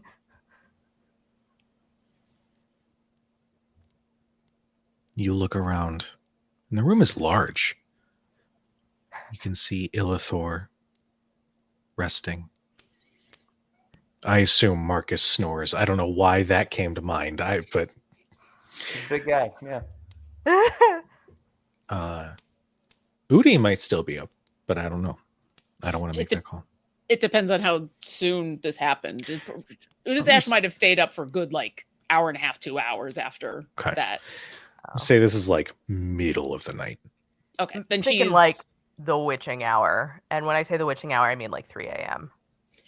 then definitely asleep by then. Has shed everything, crawled into bed. It's quiet, and you can hear the fireplace going again. It's a small crackle, though, not the warm blaze that it was when you all had entered.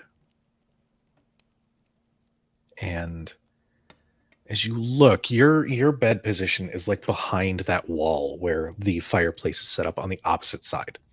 Mm-hmm. So you can see the flicker of firelight against the wall and the door. And you can see that there's something standing in front of the fireplace that is casting a shadow against that wall.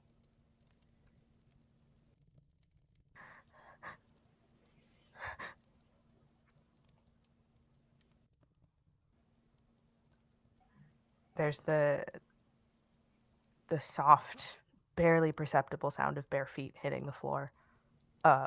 Winnie clutches her cloak around her, shaking like a fucking leaf. But she's gonna go look. I'm just going to say, to honor what has been set forth from the very beginning of this campaign, there will be one other entity awake in this room. Okay. And that's Rasputin. Okay. He doesn't sleep. He's a sentry. Okay. Buddy. I don't think he's not necessarily moving, but he will definitely be watching you turn. He has a passive of 10, so I know he ain't seen nothing. But just so Winnie knows, the cat would be watching them.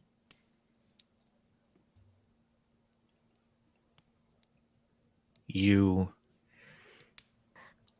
gently and very quietly start to move. I need you to make a stealth check.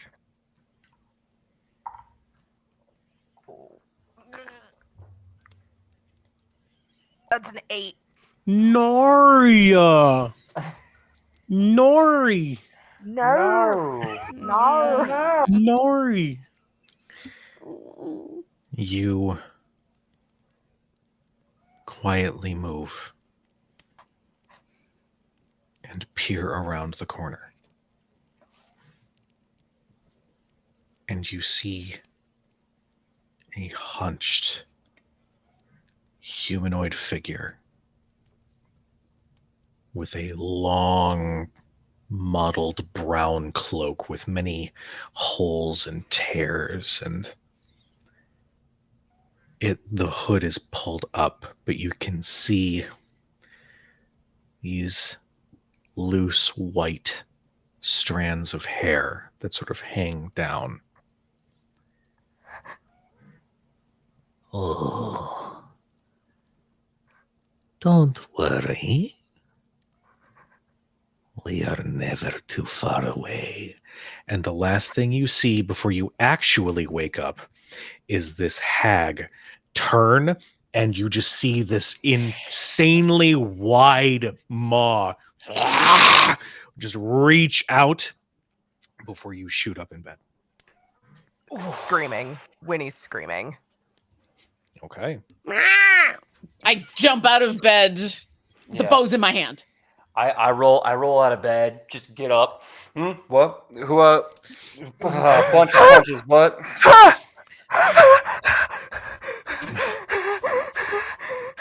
Shale immediately tosses the covers off. She's wearing a nightgown, and she runs up. Her braid is mostly undone. She just sits next to you. Are you okay? Oh no, it's okay.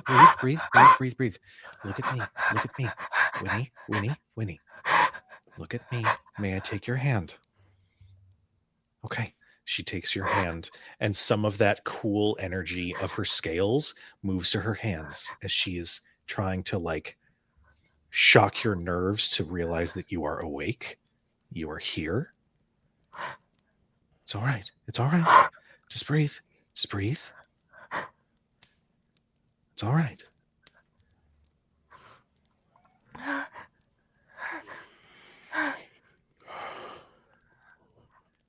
What has happened?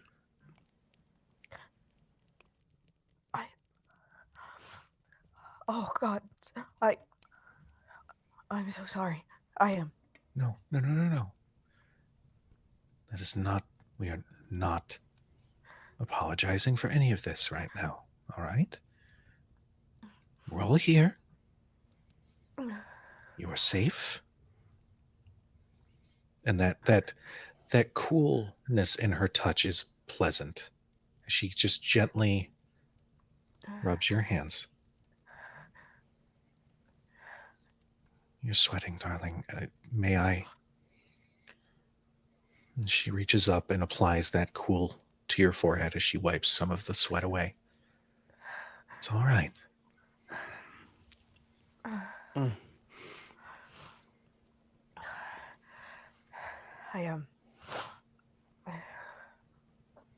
I didn't mean to.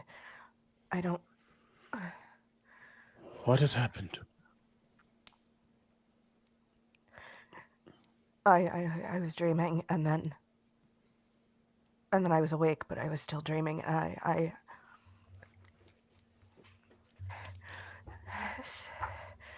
quite frankly scared the hells out of myself. I apologize, Professor. I didn't mean to wake There's anybody. no need to apologize. Has something entered your... I don't think so. It was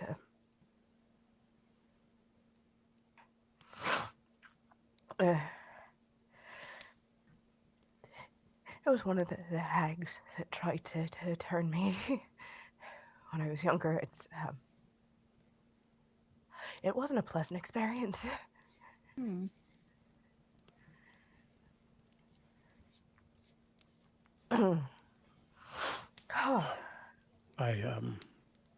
actually looks at Utazash.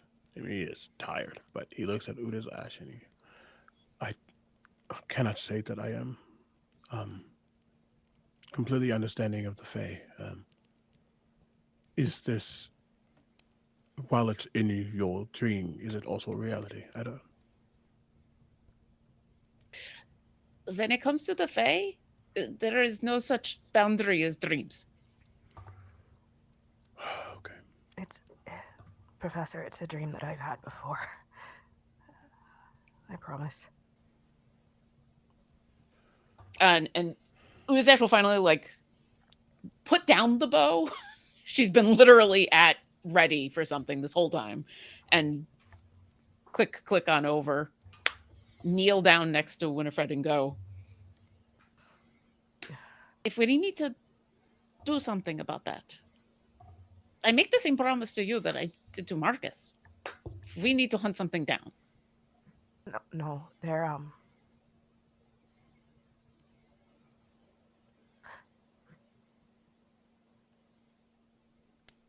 I think they're gone.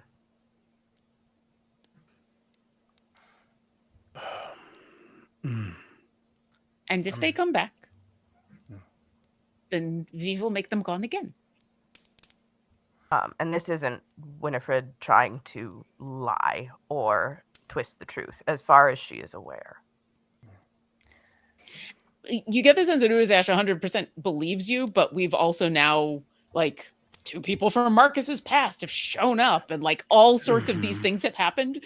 So she's just like, yep, absolutely. And if and when it happens again, we will make sure that you are safe. Hey, Winnie, I want to ask you a little question. I pull out a black book with heavy scratchings and scribings with demonic and forbidden runes on it, and I open it up, and I pull out that Raven Queen's feather quill, and I get to a blank page, and I say, listen to me, alive or dead, ain't no matter. I want you to write down their names in this here book for me. Just write their names down. If best you can remember, don't worry about spelling it none. Just write it down, okay? Perhaps in the morning. If I just... Shale sort of speaks up. I think she could use a little bit of rest, but it is not my place to say. I just merely, perhaps, once we've rested I can more. do it. Shale, I can do it. I promise. Thank you. Thank you. All right. I gotta take your time. If you need to write more names in this book, you come to me. I'll help you out, okay?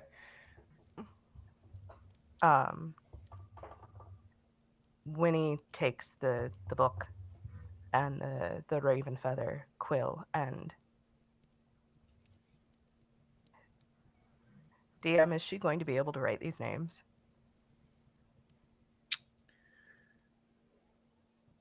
You can write 2. But you know that there were more.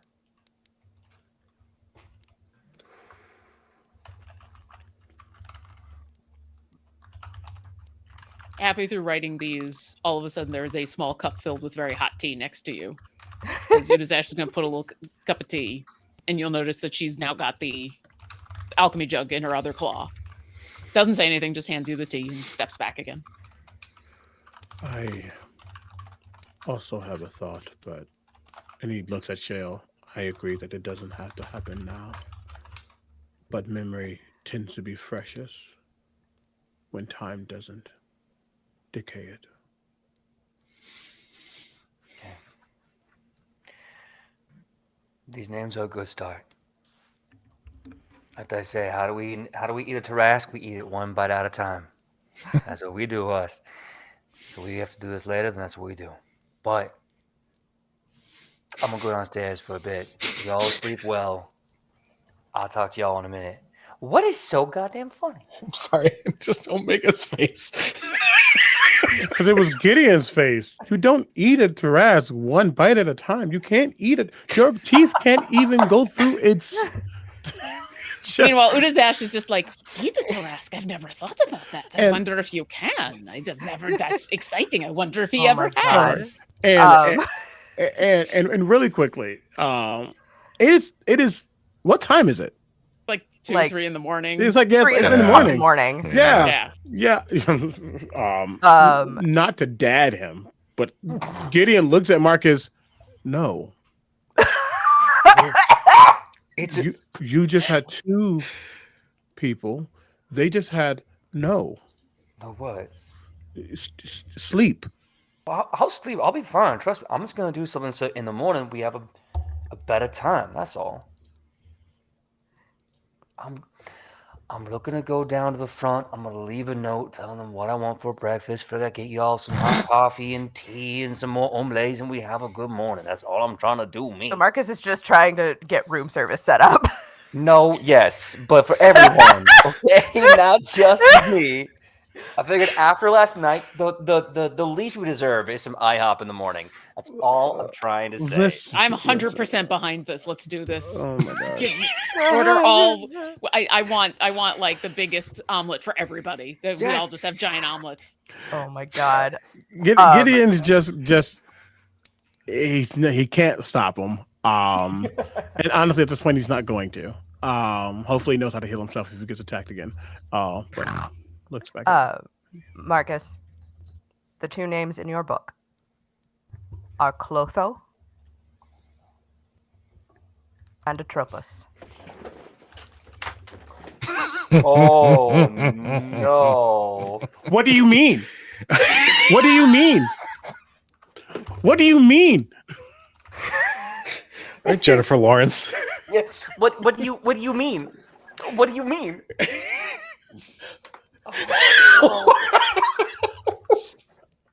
Hold on, I'm doing a Google search because I just need to regret this for a second.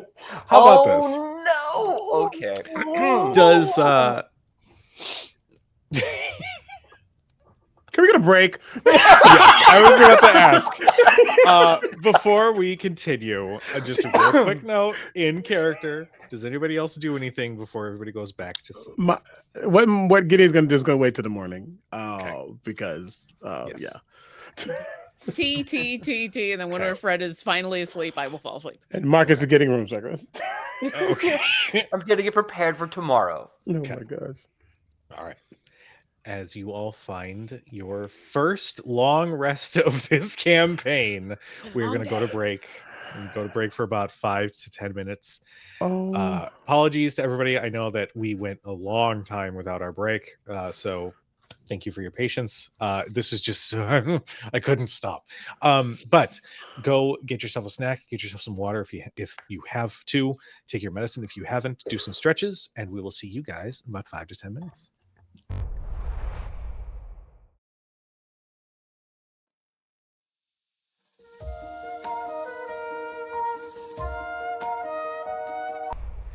Oh, hello again, Internet. It seems you have remained. I suppose we should continue the show then. Welcome back. Now that we have our bio breaks, our party has achieved a long rest, the first long rest of this campaign. You all awaken the next morning, fully rested, no further nightmares, no more bad omens. Everything seems relatively peaceful. You hear the chirping of birds outside the windows, and everything is calm. What would you guys like to do? Is there breakfast waiting for us? Was Marcus successful in getting us? Yes, we'll say that there's a knock on the door, and then the door opens as a full tray gets wheeled in with pancakes, eggs, biscuits, hash browns. You're basically getting the entire IHOP menu on a tray that is being wheeled in. And that same server's like, I'm gonna go to sleep. You guys have fun. I miss IHOP with my whole heart. Yeah. Same city, you can do a decomp at IHOP like degenerates, but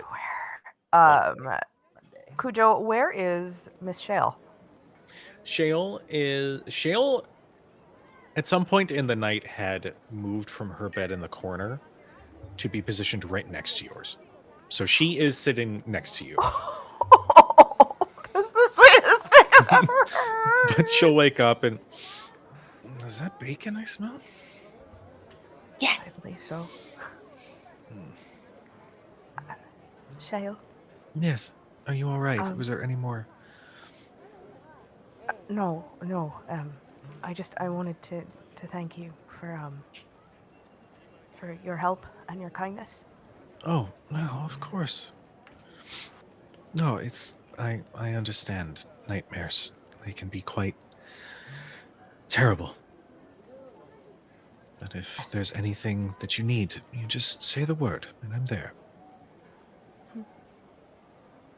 I'll keep that in mind. Thank you. She nudges and says, pretty sure I'm not the only one either. And she gives a glance at Marcus, just for a second, before she... and she slowly rises to prepare for the day. Winnie looks confused. I was about to say, if Utazash caught any of that, when she comes over to go get food, Utazash is going to slide up next to her in the buffet line of this cart. That's funny. Pancake, waffle, bacon. Oh my god. Just a stack. Just, you know. A breakfast Dagwood. Exactly. Yesterday was a long day. I'm going to assume today's a long day. And so, yeah, as she's going to make sure she just slides up next to Shale and go, I can see why Marcus likes you. You are very kind. Oh, thank you. I don't think he... Thank you very much for the compliment. I appreciate that so much. Oh, is this an awkward thing? Have you two not talked? You should just talk. Why? No, it's not. No. She looks, and ideally, this is like away from everybody else, but she just gestures to both Winnie and Marcus and just says, "Those two are no. He's Our friends. Well, I mean, maybe there's more. I do not know. I do not pry into other people's love lives, but that is why you should ask.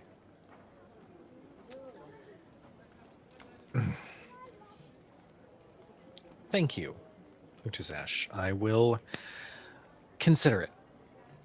I this bacon is great, and she just like finds an excuse to like continue to eat, so the conversation doesn't have to focus on that. As she starts to eat, the last thing Utazash will say is like, "Listen, I forget things a lot. I forget most things, and so I found it is very important to just be as upfront as possible about most things. I have an easier time remembering if I am that way. I can't dance around subjects." That is an admirable quality, believe it or not. Well, I hope it is an inspiration to you. And then I will just grab another, 3 muffins and go back to the table. You just grab a handful of muffin. Just claws go out and just stash of muffins.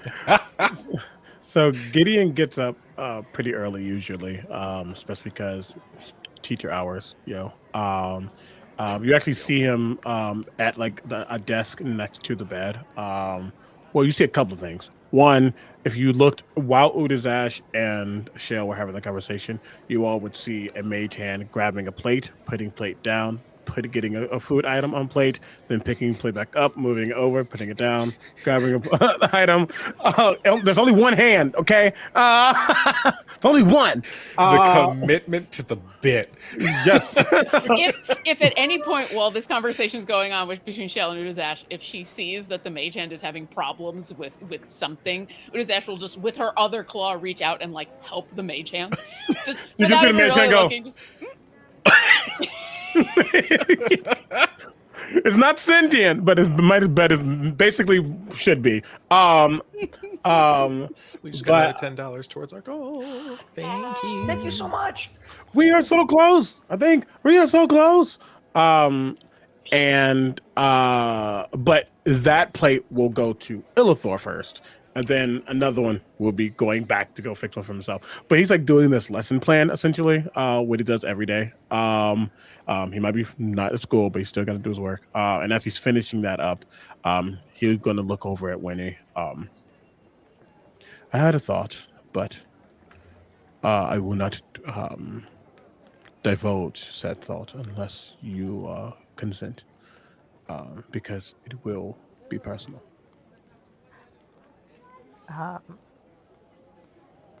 In Celestial, Winnie will say, I appreciate your wisdom, whatever it may be.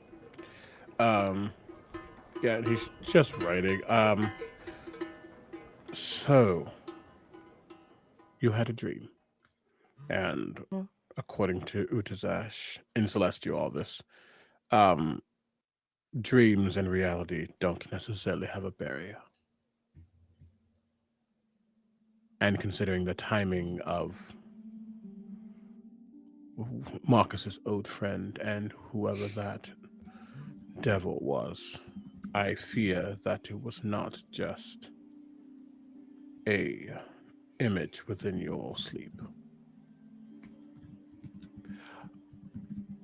I would like to view this dream for myself. If you can remember it, I can see it. And I would like to potentially ascertain if there was more truth in their existence or if it was just an afterthought. DM, is Winnie going to be able to remember?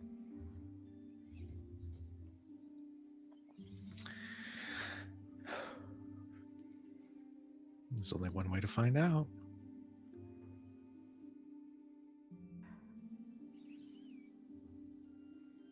Winnie's getting, as you've been talking to Winnie, she's been still and listening and nodding, but she's picking at her cuticles, just nervous, fidgeting. But she stops, sort of squeezes her hands together and nods and says in Celestial still, I trust you, Professor.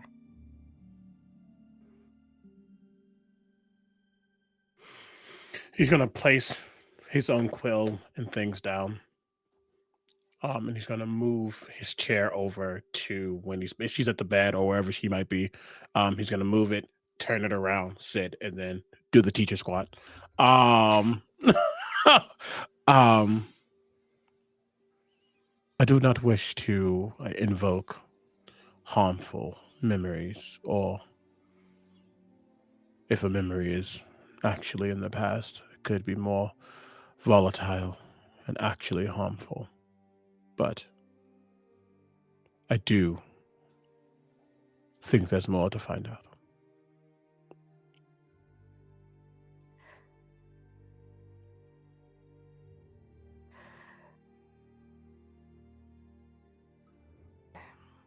It's like Utazash said, I know there are things that I do not remember. And whether it is simply from having traveled from the Feywild or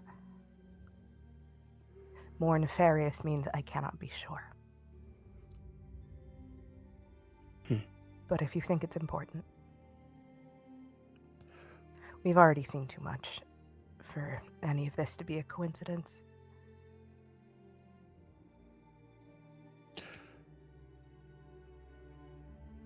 Then let's try this together. He's going to reach out his hand to you to hold.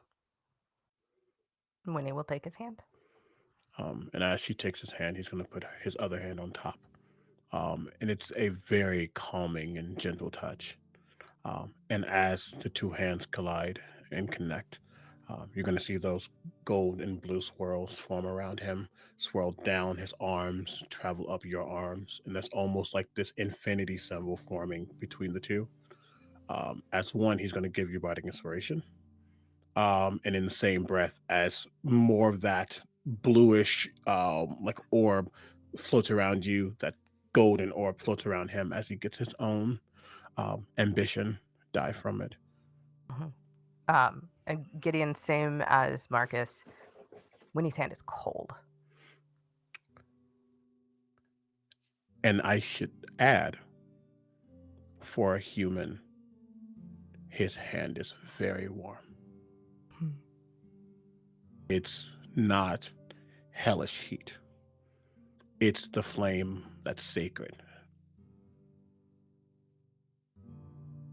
And he notes that, but he understands that she's connected to death, so he doesn't see it as necessarily a bad thing. But he does note it. And as that form, those lines and striations form around them, he's going to splay his hands around, or one of his hands he's going to let go and spray it around. He's going to form the zone of truth, mostly to make sure that what's seen is actually truthful, not letting any of these magics shift its intention. And then he's going to say, as much as you can, however much it hurts, I will heal you. But think about that dream. And I'm going to cast Detect Thoughts. Winnie grips Gideon's hand very tightly, and there is a shake to her. But she takes a breath and tries to go back into her memory. And as she grips, he's going to echo that grip in return. You serve the Lady of Death. I serve one who will stop at nothing to get what they want. I believe we both want this. And so we will have it. And his eyes immediately go gold as he detects. Winnie, go ahead and make me a wisdom saving throw. And you can add a D8.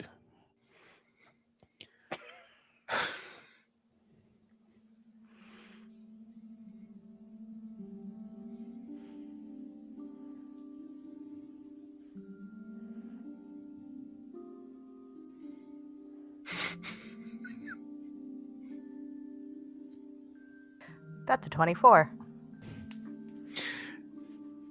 Your arms have Muppet dance. Okay, I'm gonna need to give it that. As you go to recall the dream, you feel that instinctual wall in your mind protecting you from that fear, protecting you from that feeling that you had. But you will yourself past that, and you take a breath, you hold on to Gideon's hands. And the dream replays. Although this time, Winnie, you are experiencing it with Gideon next to you. And Gideon, you are seeing exactly what she saw. You heard that little nursery rhyme. Can I just end this really quickly? Absolutely. Because even though it was a dream, it doesn't make it less true. He's the cat. Oh, perfect. Oh, perfect. I love it so much. Yeah, you hear that rhyme. You see Winnie sort of lean up. And Winnie, now that you're experiencing this again, there is still that fear, those nerves in your heart, because you know now what's around the corner. But knowing is half the battle. G.I. Joe. And you can move with a little bit more certainty. And as you both round that corner, you see that figure once more.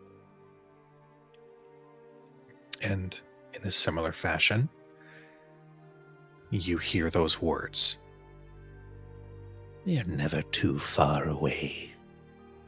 And then see that hag's hand reach for Winnie. Encode thoughts immediately. Okay.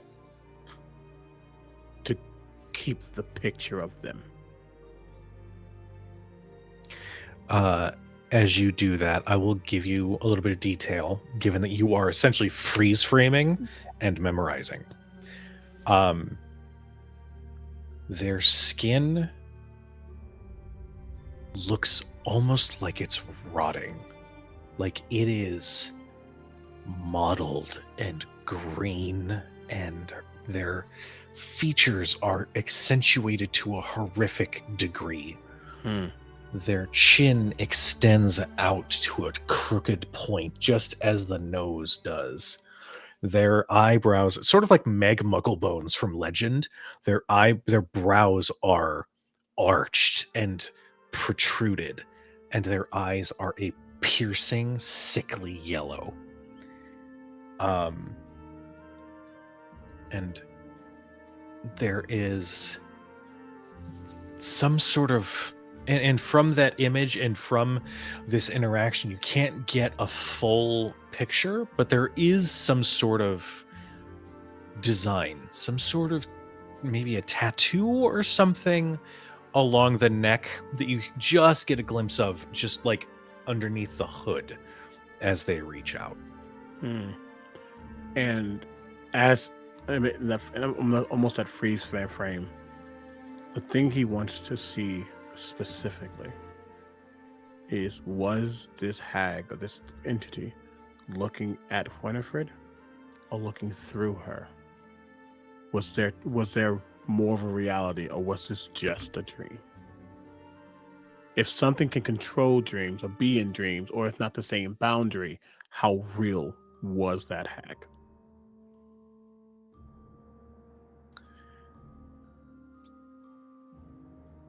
Make me... Interesting. I'm going to say make me an insight check. Okay. Okay, let's do you. Okay, that's 16 on a die. Okay. Plus 2. Plus my D6 from my own ambition die. I like it. That is 4. Math. 22. Whenever memory and dreams are interesting in that when you recall something from when you're a child, the features of the thing that you're trying to remember might be a little bit different, maybe a little bit more accentuated. The height and whatnot are sort of thrown off. This seems far too real to have been a dream. The details are finite. The image of this hag is too vivid. Too crisp. It's too crisp. And you're looking at this hag's eyes, and you can almost feel a little bit of radiating fear that Winnie felt the previous night in your own mind, because it is piercing.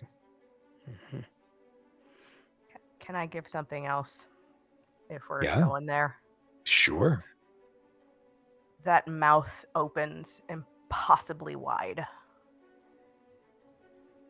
And the teeth are sharp, almost shark-like, and red, as if covered in viscera. I think pausing on that and getting that encoded literally, he'll come out of the thoughts. Funny Or- thing about that. Oh, no.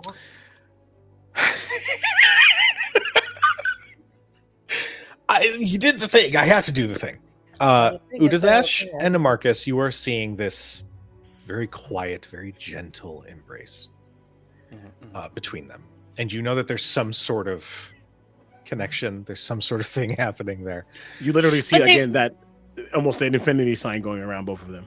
But the last time they were speaking in the very pretty language, I was told to not like watch or look because that's the private thing that they are doing. So even though Utazash kind of has like just the I'm waiting for someone else to pop in here and do shit, she is trying to focus on Marcus being like, so you just learned giant just because someone made you runes?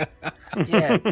So we was having this conversation about this whole thing. Yeah, no, apparently it's part of the contract. I don't know. Look, when you can't read, you can't understand the contracts doing me. I just did the thing. That seems unfair. That seems very unfair. Look, ain't nothing fair about hell. Let me tell you that right now, me. We will have to both of kill most of you- them. Sorry. No, you're good. The both of you feel the air around Gideon and Winifred shift, and you look, and those hands that are holding each other, their grips tighten just a little bit. Gideon and Winifred. No. So as you cast in code thoughts, I'm going to say that Winifred, you are essentially present while this cat, Gideon, has freeze framed. And so you are standing a few feet away and are essentially sort of like lucid dreaming while this is happening. Oh, I hate that. And as Gideon attempts to end the connection, it doesn't happen. As like you're standing off to the side of this hag, maybe you're trying to look away, maybe you're not trying to look directly at her, but as she is frozen, her head slowly turns. And then like there's a little Oh. Well, so nice to see a friend. and she's looking at Gideon in the cat form.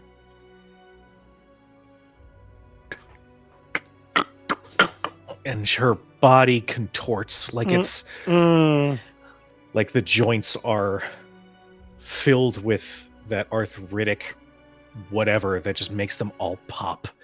Like she's moving in ways that she shouldn't as she starts to turn to face the both of you. I need the both of you to make me wisdom saving throws. Or Nori.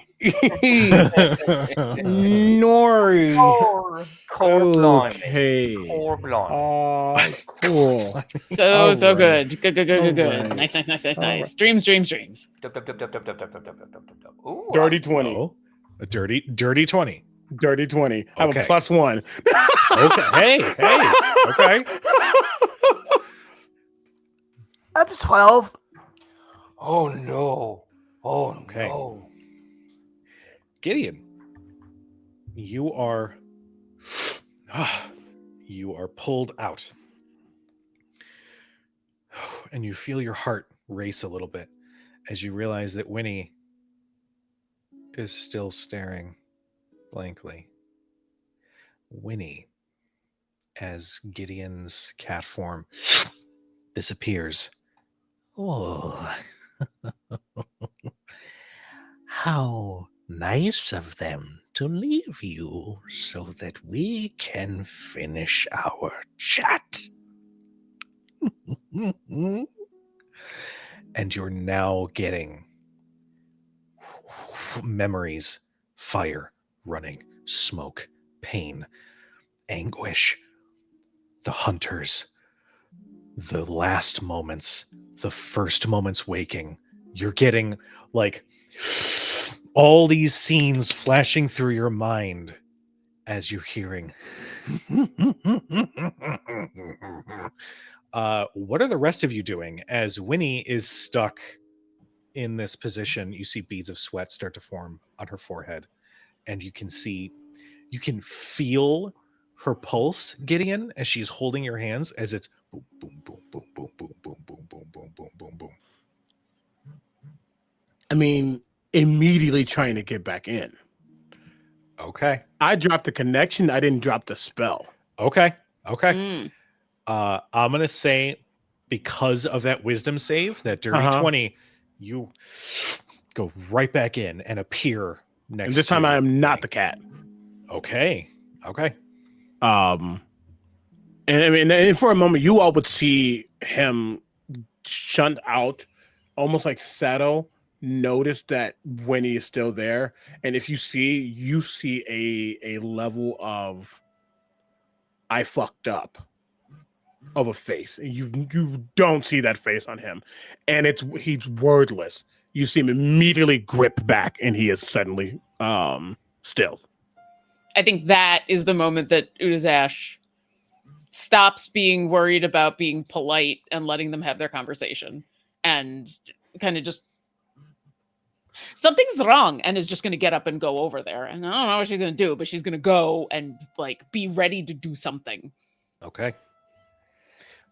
Marcus. Oh. Is her face in punching range? Because that's what I do. I mean, I shoot things, but I was not going to shoot them. I was going to like push or shake or slap or I don't know about punching. Like if anything was to actually hit somebody, I could provide interference. But I'm guessing this is some like a remote spell like effect. I can't really actually. I can't really involve myself.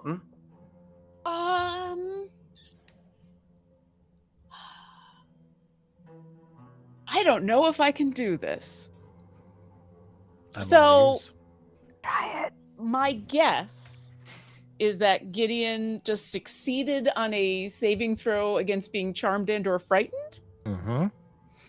So Utazash has this ability in where when somebody does that, she can take that and throw it at somebody else and try to make them charmed or frightened.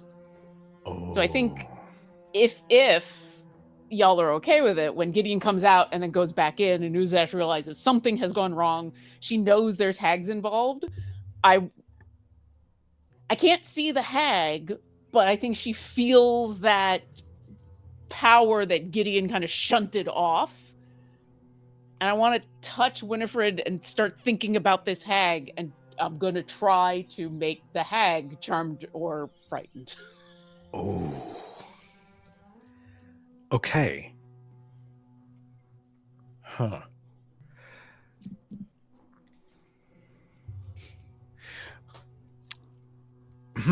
It's a wild use of this thing, so interesting. Chat. Biznatch. Thank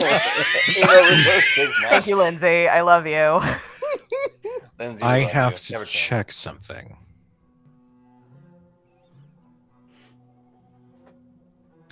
Okay. It's a super low DC, but I wonder if yeah. What is the DC? Just it is a wisdom saving throw DC 13. I think the hope is to distract just enough. I rolled a 3. Oh dear. However, oh no, she can't be charmed or frightened. No. She's going to use a legendary save. Okay. Does that distract her long enough? I'm going to say that distracts her long enough to allow for... I'm eating the wet this time. Oh, thank you for the eat the wet. 4 times. Wait, hold on. Water's too weak. I need my scotch. Hold on. 4 eat the wets.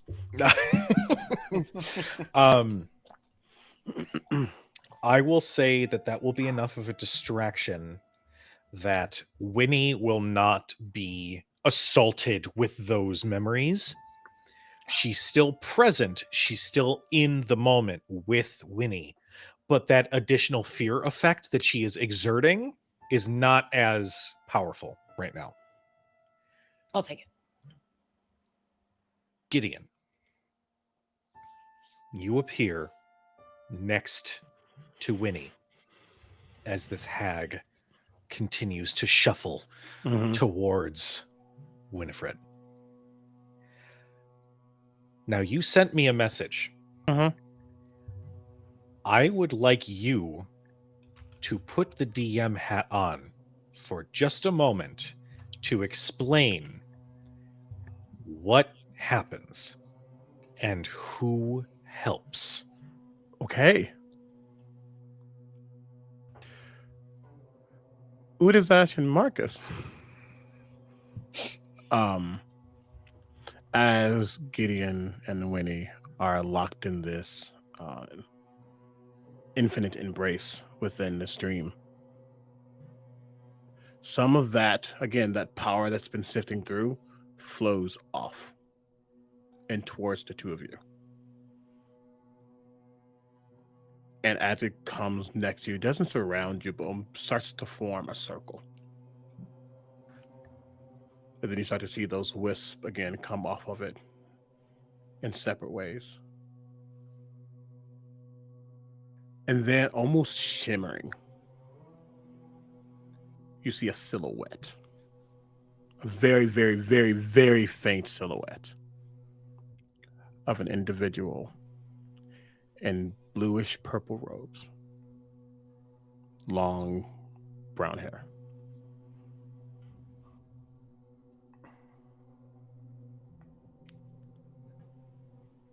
He wants you to help. And I can take you to him if you want. You mean Gideon? That's his name, yes. Okay, yeah, sure. I was trying to help with the Winnie, but I don't know if I really helped. What do I gotta do? Grab my hand. I'm used to people getting pulled through with this thing. Utazash will take like half a second to glance over at Marcus as she's reaching to grab his hand. Like, I don't know if you're coming, but I'm going. You gotta tell me twice. I was waiting to get in there, and I put my hand right there. I'm going with you. The minute you both grab your hand, just are enveloped in this purple-blue magic, leaving that after image of that circle with the wisp as a certain deity of ambition known to the world of Dicarius has pulled you into the dream.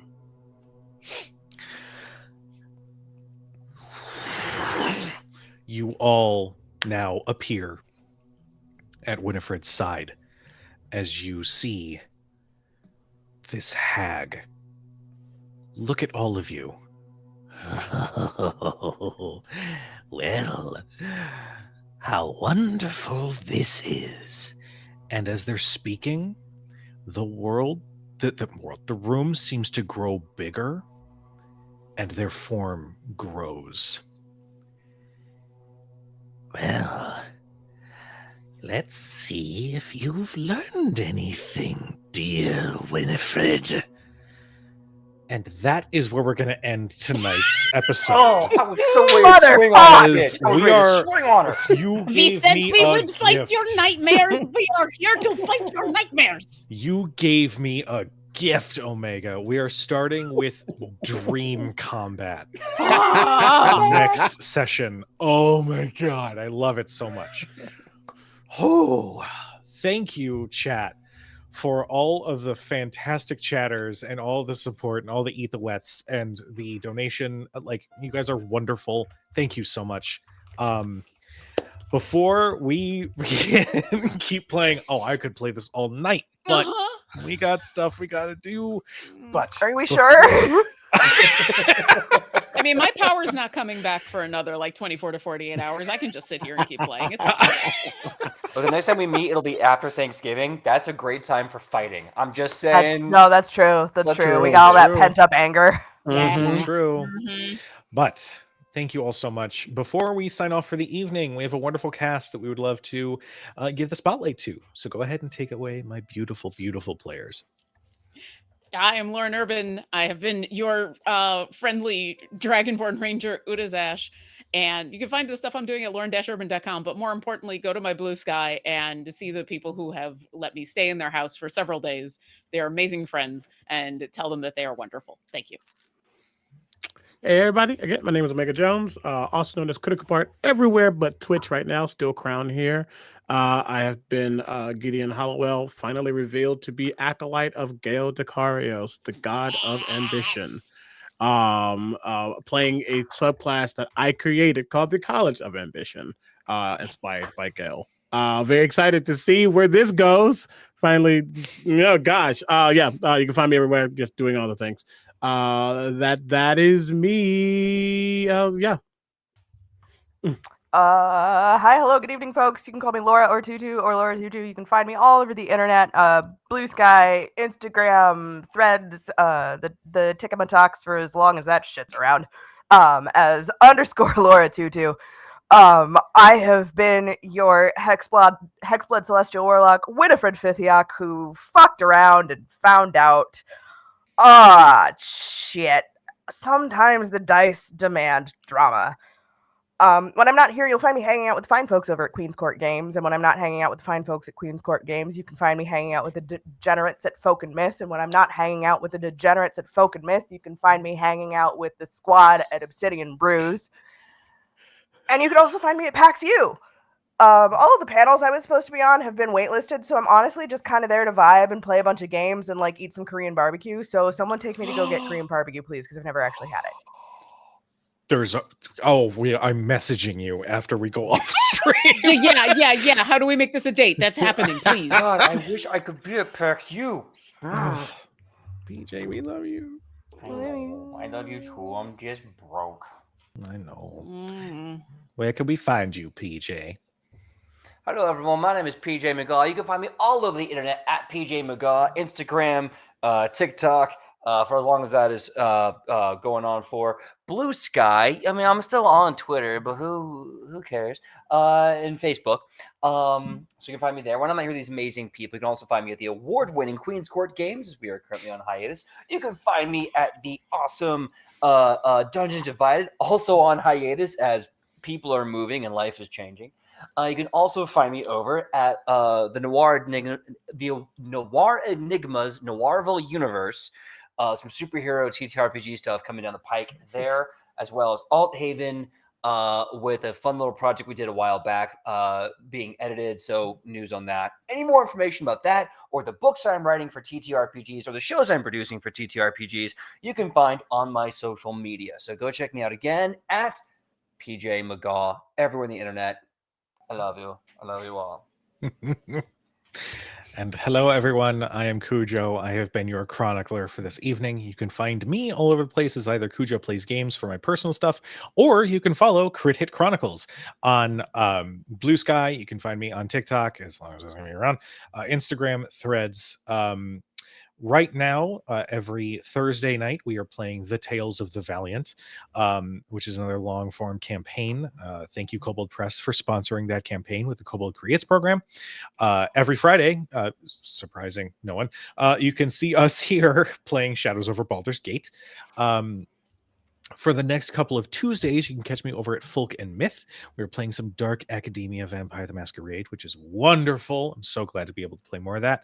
Every Wednesday, you can see us see me over at Nerd Immersion playing some D&D with them as we explore the new rules.